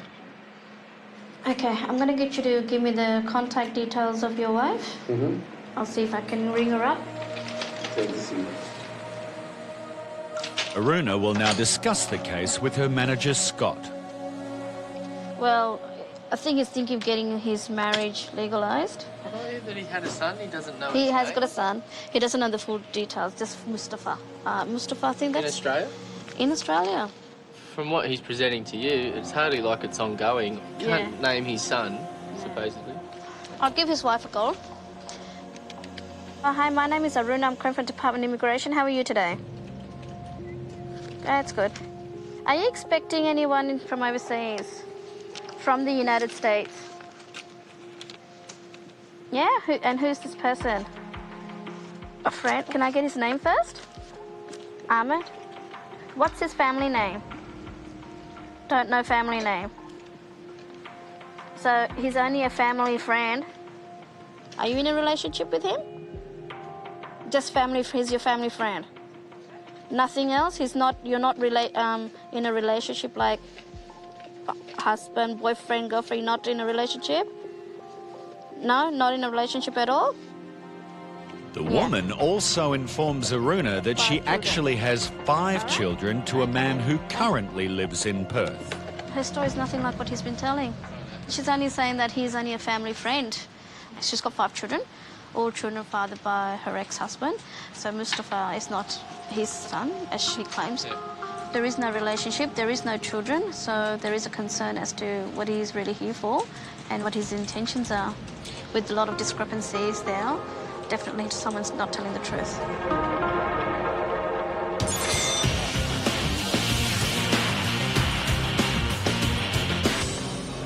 The image is like kind of grainy. It's quite symmetrical. I'm not... An Argentinian soccer coach has arrived from New Zealand with a few stuffed friends.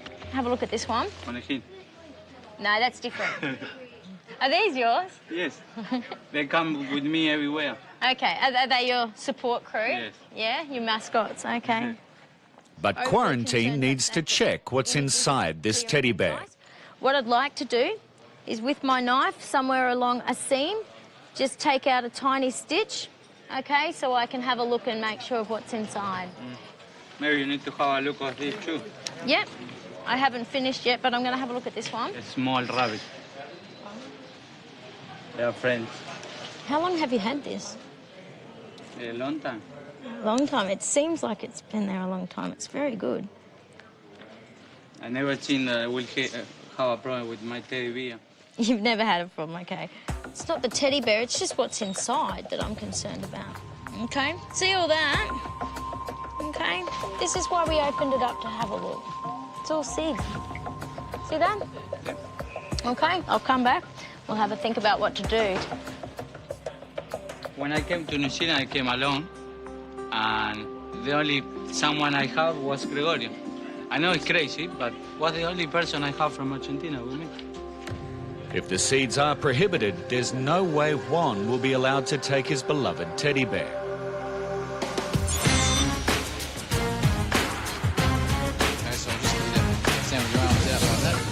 This passenger says she's come to Perth for a holiday, paid for by a woman she met in Bali. But now her bag's tested positive for traces of cocaine. We're going to take your suitcase to the X-ray machine, okay? Because we have had a presumptive positive reading to cocaine, traces of cocaine to the suitcase. You do not use cocaine?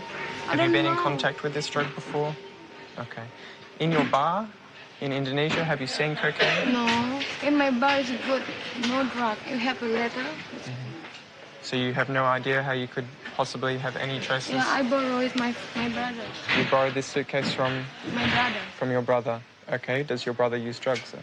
I know. Okay. He's a good boy. He's a good boy. Okay, come with me. We'll take this to the X-ray machine. The X-ray is clear, but there are still a few items that could conceal narcotics. What I'll do now is, she's got lots of coffee as well, which is declared, but maybe open one of them up as well, run a swab on them and see what happens. So, these two, if we could, if you could give them one.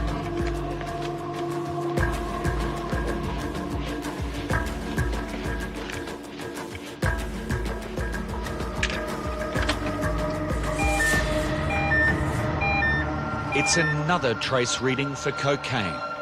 So you have not been in contact with any drugs recently at all? You do not know anyone who uses drugs? I don't know. Is there any reason why we would have readings to cocaine?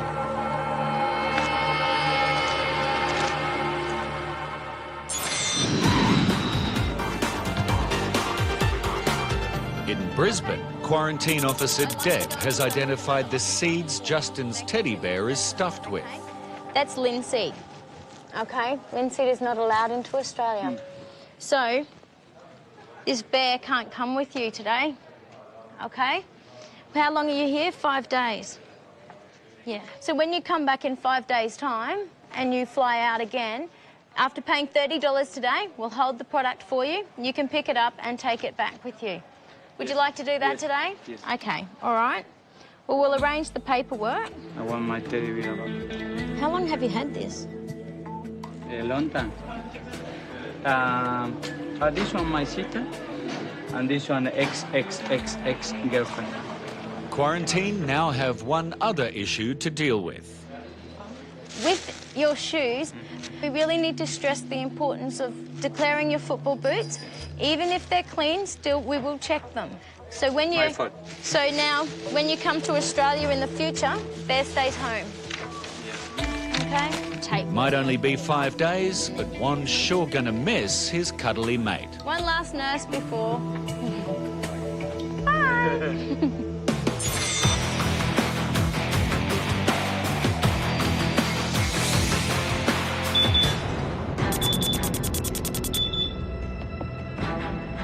These food packets from Hong Kong have come up with a negative result for traces of narcotics.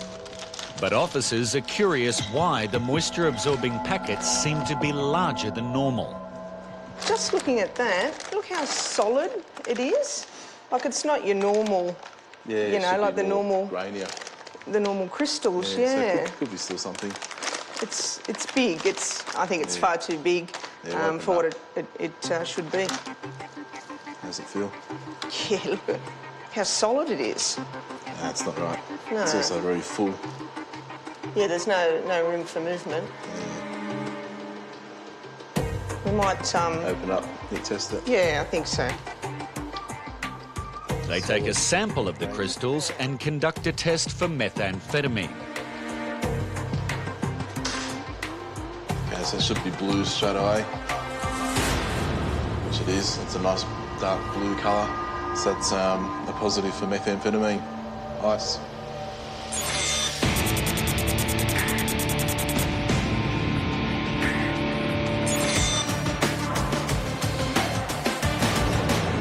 All right. Okay then. Bye. Immigration officer Aruna has just finished having a phone conversation with a woman this man claims is his wife. First off, she didn't say that you are her husband. What did she say? She said you're just a family friend. Okay. So there's a lot of discrepancies there. Like Okay. When she said that, you know that? Because we haven't legal married, not yet. So maybe it's this day. And the other thing is, you stated she's your sister-in-law. She never mentioned anything about her being a sister-in-law to you. I need my embassy right now. Because you confuse me. Why? How am I confusing you? Just a minute. She talk you about something. Maybe we have a problem between us. She never tell you the truth. Please give me my embassy. I call you. Okay, you'll get your embassy. Okay. At the No, moment, why? you're an immigration. Why you give me? clearance. Why you have asking me a lot of questions? Because the woman. you need to determine what the reason you're coming to Australia for. Okay. I told you. That's my child. I asked you that we're going to call your wife. Okay. Take me below. Okay. Take me below and take the child, Mustafa below. That's my child. That's no problem. But you give me a hard time. Why? You apply for the visa online. Okay, it's given to you electronically. Your electronic visa is not assessed. Why? When you come here at the border, where you can actually interview you and assess you whether you are a genuine visitor. Why you give me a hard time? Because Why you give me abuse me? I'm not accusing Why? everything. You give me abuse me. I am American citizenship. I need my embassy. A lady is outside. You know what cocaine is? It's a drug, yes? You know that. 2 swabs of this woman's belongings have tested positive for cocaine, but officers can't find anything concealed in her luggage. The decision is made to conduct a frisk search. It'll only take 2 or 3 minutes. Would you like the frisk conducted here or in a private room? Private room? Okay, I'll organise 2 female officers for you.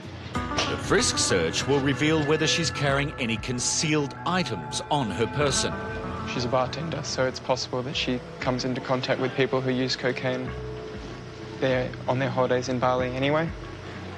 The frisk search is negative, but Officer Scott has still got a few concerns. She's explained to me that a lady has paid for a ticket and it's her first time out of the country, and then she only knows her through bartending work.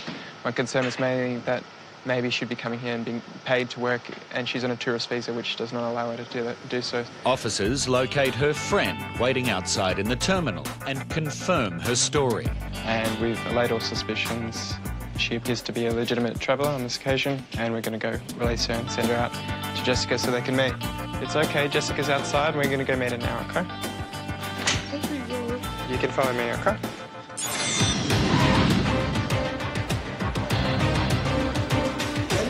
Ahmed became irate when he learnt that a woman he is here to see did not verify any of his claims that they were married and had a child together. Why you give me why you asking me a lot of questions?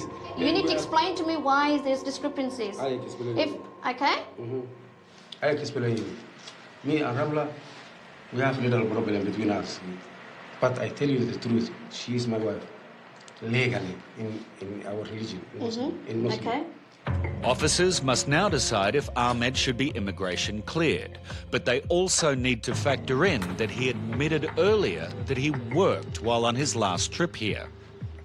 But he was on a 976. He's got no work rights. So he's had previous non-compliance. Yeah. This just cast doubts on what he's going to do on this occasion. At the interview, we realised that he'd essentially had previous non-compliance in Australia. Over nearly a 9-month to a year period, he was working without permission.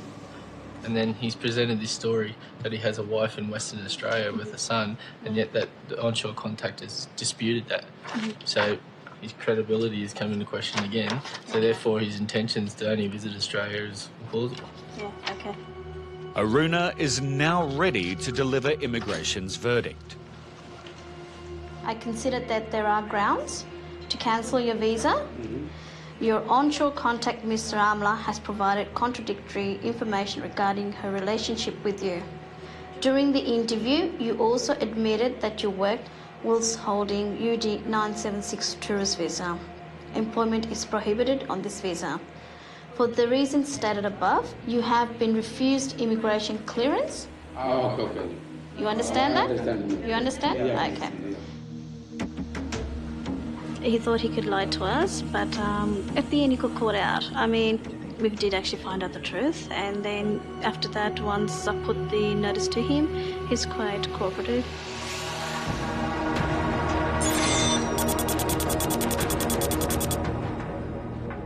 Next week on Border Security, this woman's strange bottle has officers alarmed. I mean, it's got a lizard inside of it. But it's the suspicious bag that is a far greater concern. They've tried to put in a false lining. An immigration compliance team uses police backup to storm a suspect's house. Immigration, we have a search warrant. And a serious mistake costs this woman her entire week's salary. I've got my opinion about Australia right now. That's Border Security.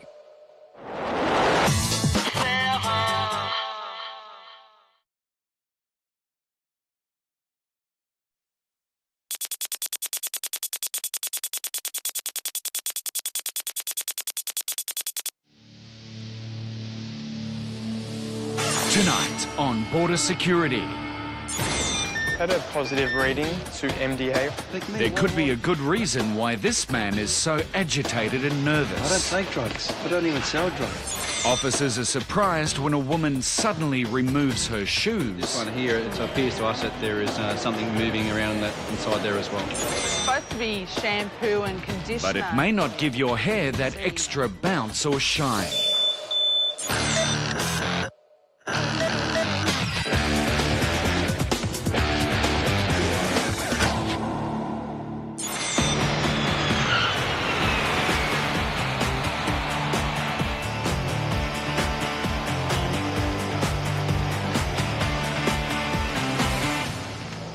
At Perth Airport, a passenger's nervous behaviour has caught the attention of Officer Scott.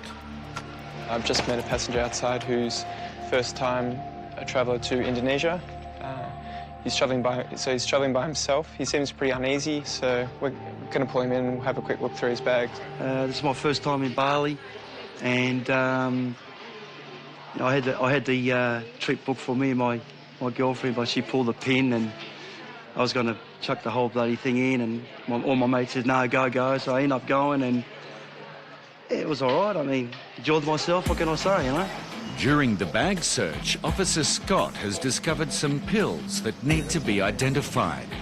And it's an antibiotic? Yeah. Where did you purchase it? At the chemist in Legon Street. The address is there. What did you need it for? Well, you know, caught anything down there, having sex with all these girls. Okay, so you've taken some already then? Yeah, I've taken about 6 or 7 of them in the past week. A baggage swab will help determine if the passenger has recently been in contact with any illegal drugs. You seen this before? You know what it's looking for? Yeah, looking for drugs. I don't take drugs, mate. Fantastic. You see any drug use while you're away or come into contact with any drugs at all? Yeah, they sell a lot of drugs on the streets here in Bali. So did you see much? Do you see much drug use? Or did you come into contact with any drugs at all while you're away? No, mate. Okay. This test can detect traces of a wide variety of illegal substances.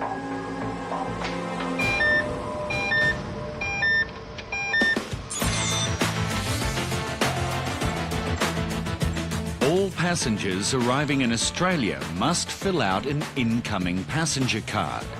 The card is a legal document and must be completed truthfully.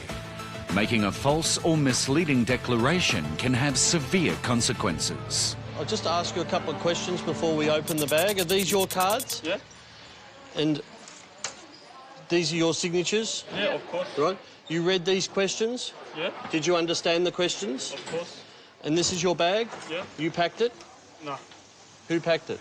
My mum. Your mum? This may pose a problem for this student arriving back in Melbourne from China to continue his study. Do you know what's in your bag? Yeah.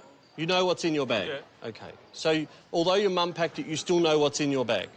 Not exactly. Not exactly. So how did you fill the card out if you're not aware of what's in your bag? No, just to ask, anything wrong with it or not. Okay, so you asked your mum and you trust that your mum knows what can come into Australia and what can't? Should be, yeah. Your mum should know what can come into Australia and what can't. She's been trained as a quarantine officer, has she? I don't know. Yeah, probably not.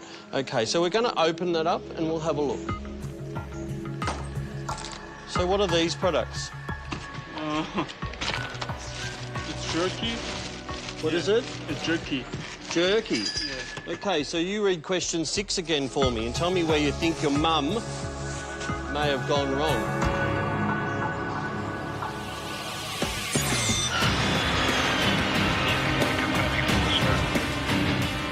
In Sydney, an Irish passenger has just arrived from Thailand. He claims to be here for a 2-week holiday, but this isn't his first time to Australia, and his record with immigration is far from clean.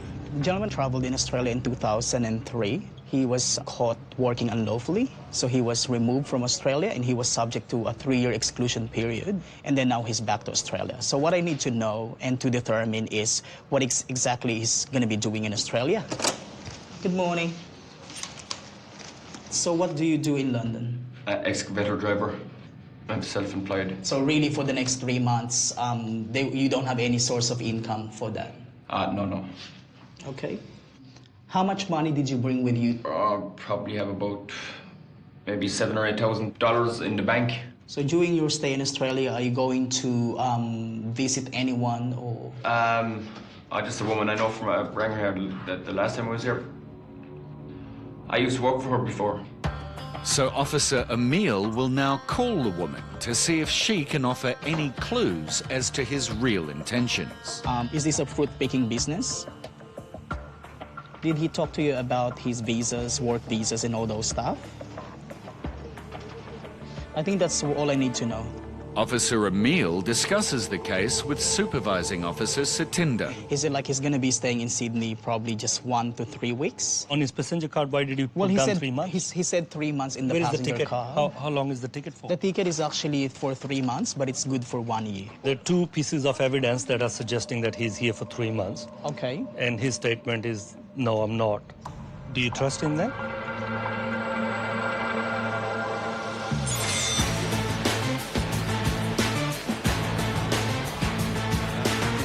Drug use? In Perth, a swab of this passenger's belongings has indicated traces of MDA, a chemical which can be used in the manufacturing of ecstasy. We've had a positive reading to MDA off your wallet. Do you know what that is? A what? MDA. A what? It's a precursor for MDMA. Did you see any drugs, or have you been in contact with any drugs in the last 2 weeks at all? No, I haven't, mate. I don't take drugs. I don't even sell drugs. Don't even take drugs. You don't even sell drugs? No. Well, that's what these guys are thinking. I'm asking you if you've been in contact with any drugs recently. I didn't ask if you've been selling any. No, I haven't, mate. I went to Bali for a trip, mate. That's all I did. Yeah. I went for a trip to have a route. That's all I did, mate. Sure. Yeah? Well, if that's the case, then you've got nothing to worry about. As I said, so far we've had a positive reading. What all this big deal is. You seem really uneasy. Yeah, because I don't like this bullshit that's happening. If you've got nothing on you and you've got nothing to hide, then you've got nothing to worry about. I've got nothing on me. Well, then relax. There's nothing to worry about then, OK? Why pick me? Why? You know, there's about 600 people out there. There's other people out there being checked just like you as well. You're not being subject to any special treatment right now, sir. An X-ray of the passenger's bag is all clear, so Scott consults his supervisor, Matt. Have you finished with the bag exam? Just about, yeah. OK, with any other readings or anything? Just have to lot of MDA. How long's it been over there for? 2 weeks, first time travel. Just the whole time pretty uneasy, nervous, so... Officers decide there are still reasons to continue the search. Yeah, but we just have some concerns, mainly in regards to the positive drug ratings that we've had today.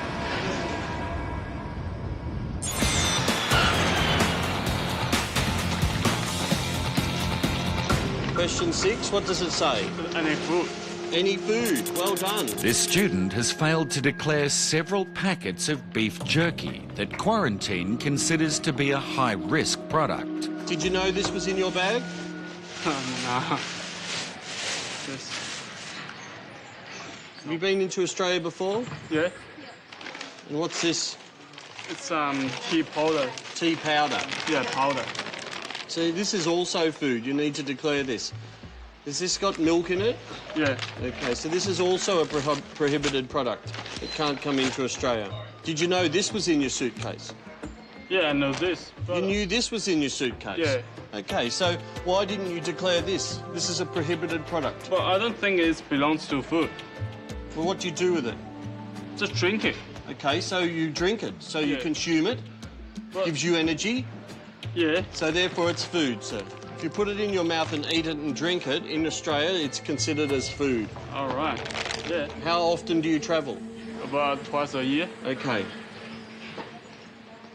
And you let your mum pack your bag? Yeah. Well, I'd probably suggest it's not a very good idea because it's going to cost you $220 today.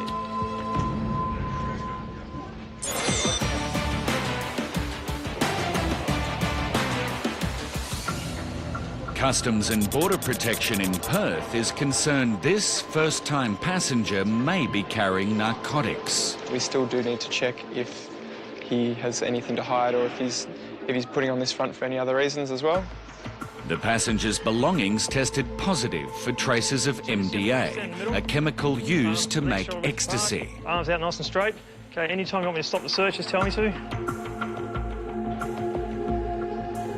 It's just going to be a little bit personal. Officer Michael can't find any concealed items, so the passenger is free to go. Thank you, sir. I'm against drug dealers myself, you know, but hey, you know, I'm not one. So. He has a theory about the traces of MDA in his belongings. All the time, so maybe I was come in contact with or shook someone's hand that maybe he had a bit of drug in it on his hand or whatever, but no.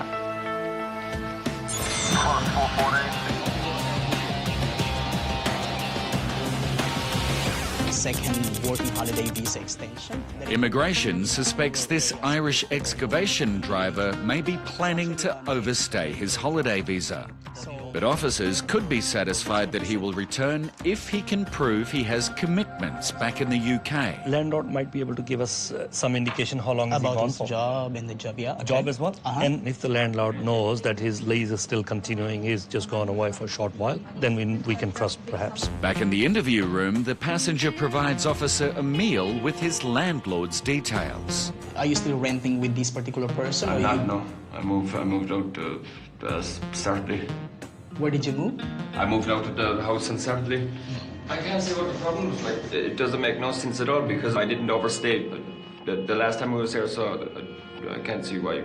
The passenger is clearly upset about being questioned by immigration. See, the point is, yep. Now the overwhelming evidence is that he's here for longer than 2 weeks that he's just claimed. He's starting to be a little bit agitated now. So that's all right. You can explain. Look, you've been in breach, found in breach in the past. Yeah. And we're too concerned that you're not going to do the same thing again. Yeah.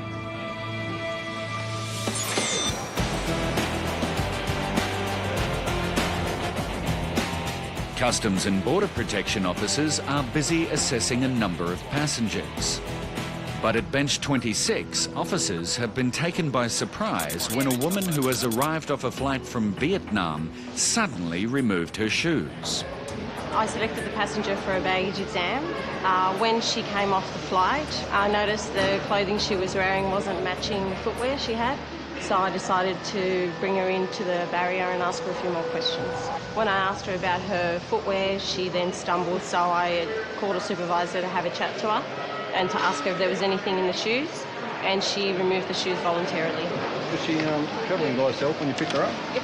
The whole time on her own from the steps, I saw her walking down, and then around the carousel, she wasn't talking to anyone. Supervisor Mark takes the shoes to be x-rayed to find out why they made the woman so nervous. As you can see on the footage here, it doesn't come right around the outside of the shoe as it should. Okay, as you can see in this shoe here, there appears to be a block. It's also up the top here. It's not all the same colour, so it appears to us that there is something moving around inside there as well.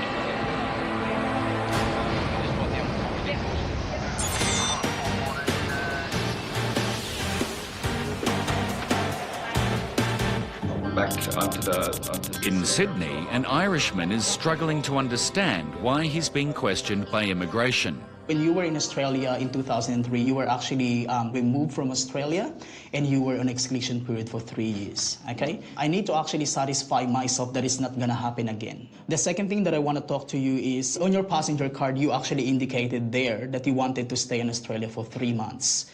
But during the interview, a few minutes ago, you were telling me that you're only here for 2 to 3 weeks. Well, it looked like I was telling lies then, wouldn't it? Okay. Although there is some evidence he may be here to work, he does have enough money to support his stay. So officers need to decide whether or not he's learned his lesson.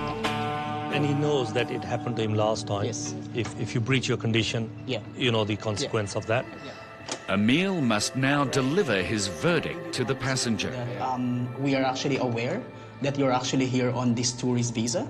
And I will reiterate it again that this particular 976 doesn't give you the permission to work. But and I'm actually just giving you an immigration clearance today, which means I'm letting you go. Okay. He's now cleared to begin his holiday, and this Irishman has already got his priorities sorted. All I want to do is just go and have a beer, like, and go to bed, you know what I mean?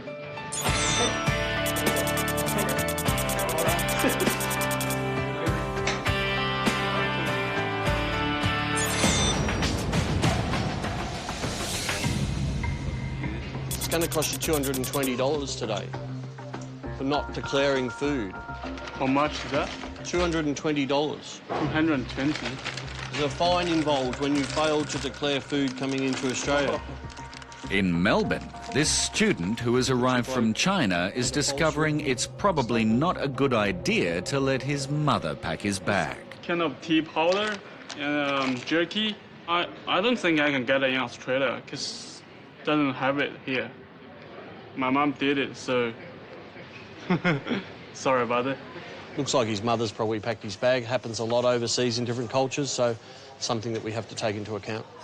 OK, sir, because you have not been in trouble with quarantine before, I'm not going to fine you today. Okay, thanks. You need to be aware that when you come into Australia, you travel a lot, but I'm giving you the benefit of the doubt that you haven't travelled with this product before. Okay. Or your mother hasn't put it in your suitcase before. Okay. Just explain to your mum that it's important that if she puts something in your suitcase, she makes you aware of it, OK? So when you fill out the card, it allows you to make an informed decision on what you tick yes to, OK? Yep. Thanks very much. Okay, thanks. The passenger's also been given a brochure in Chinese, so his mum knows what she can and can't pack in his bag next time.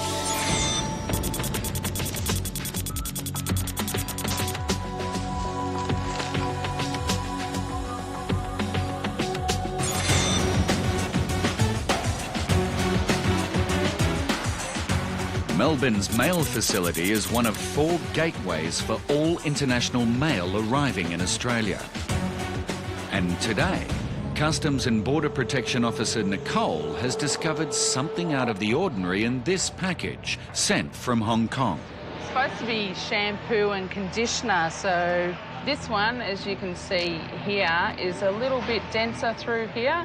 This one tends to be a bit more consistent, and it's got the bubble there as well, which you would expect for sort of liquid items, they get that bubble in there.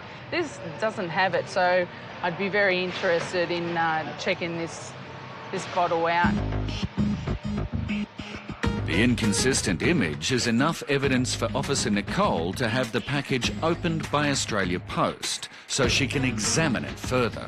I'm just going to open the conditioner bottle first because that was the one that looked okay.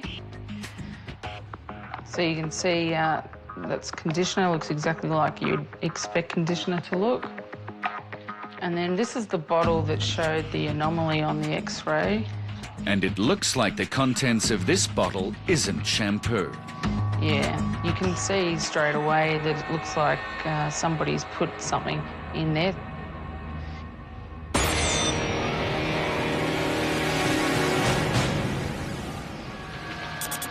Your shoes have something inside. In Sydney, Customs and Border Protection officers are investigating a woman who, without warning, removed her shoes. The shoes have been x-rayed and we have found that there is an anomaly in the x-ray, which could mean there is a concealment in her shoes. They're quite heavy. As you can see in there, the sole's been glued down. As you can see the white powder in there now. Just get in there and have a look at that. An itomizer test will detect any traces of narcotics. There you go, I've got a reading for heroin. That's what I expected it to be.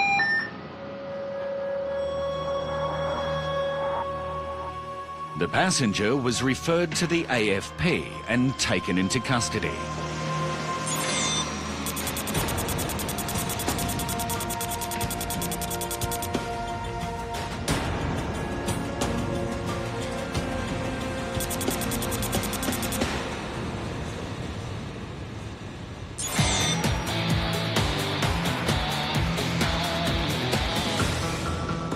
Yeah, you can see straight away that it looks like somebody's put something in there.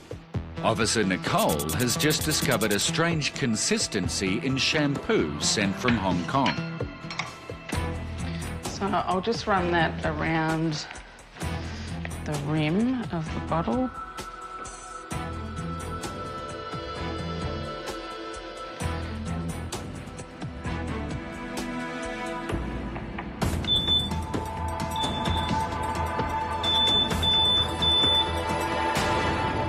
So you can see there it's showing that ephedrine is present. So ephedrine, pseudoephedrine, they're both precursors for ecstasy. So what people do instead of bringing like ecstasy tablets in, they'll bring in the precursor and hope that it won't, be detected, and then they make up the ecstasy here.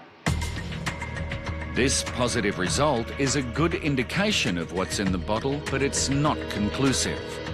I've spoken to my supervisor and we're going to write it up as suspected ephedrine because there's definitely something in there. They'll be referred to our investigations department and they'll follow that up. If it is confirmed as ephedrine, Customs and Border Protection investigators will conduct further inquiries.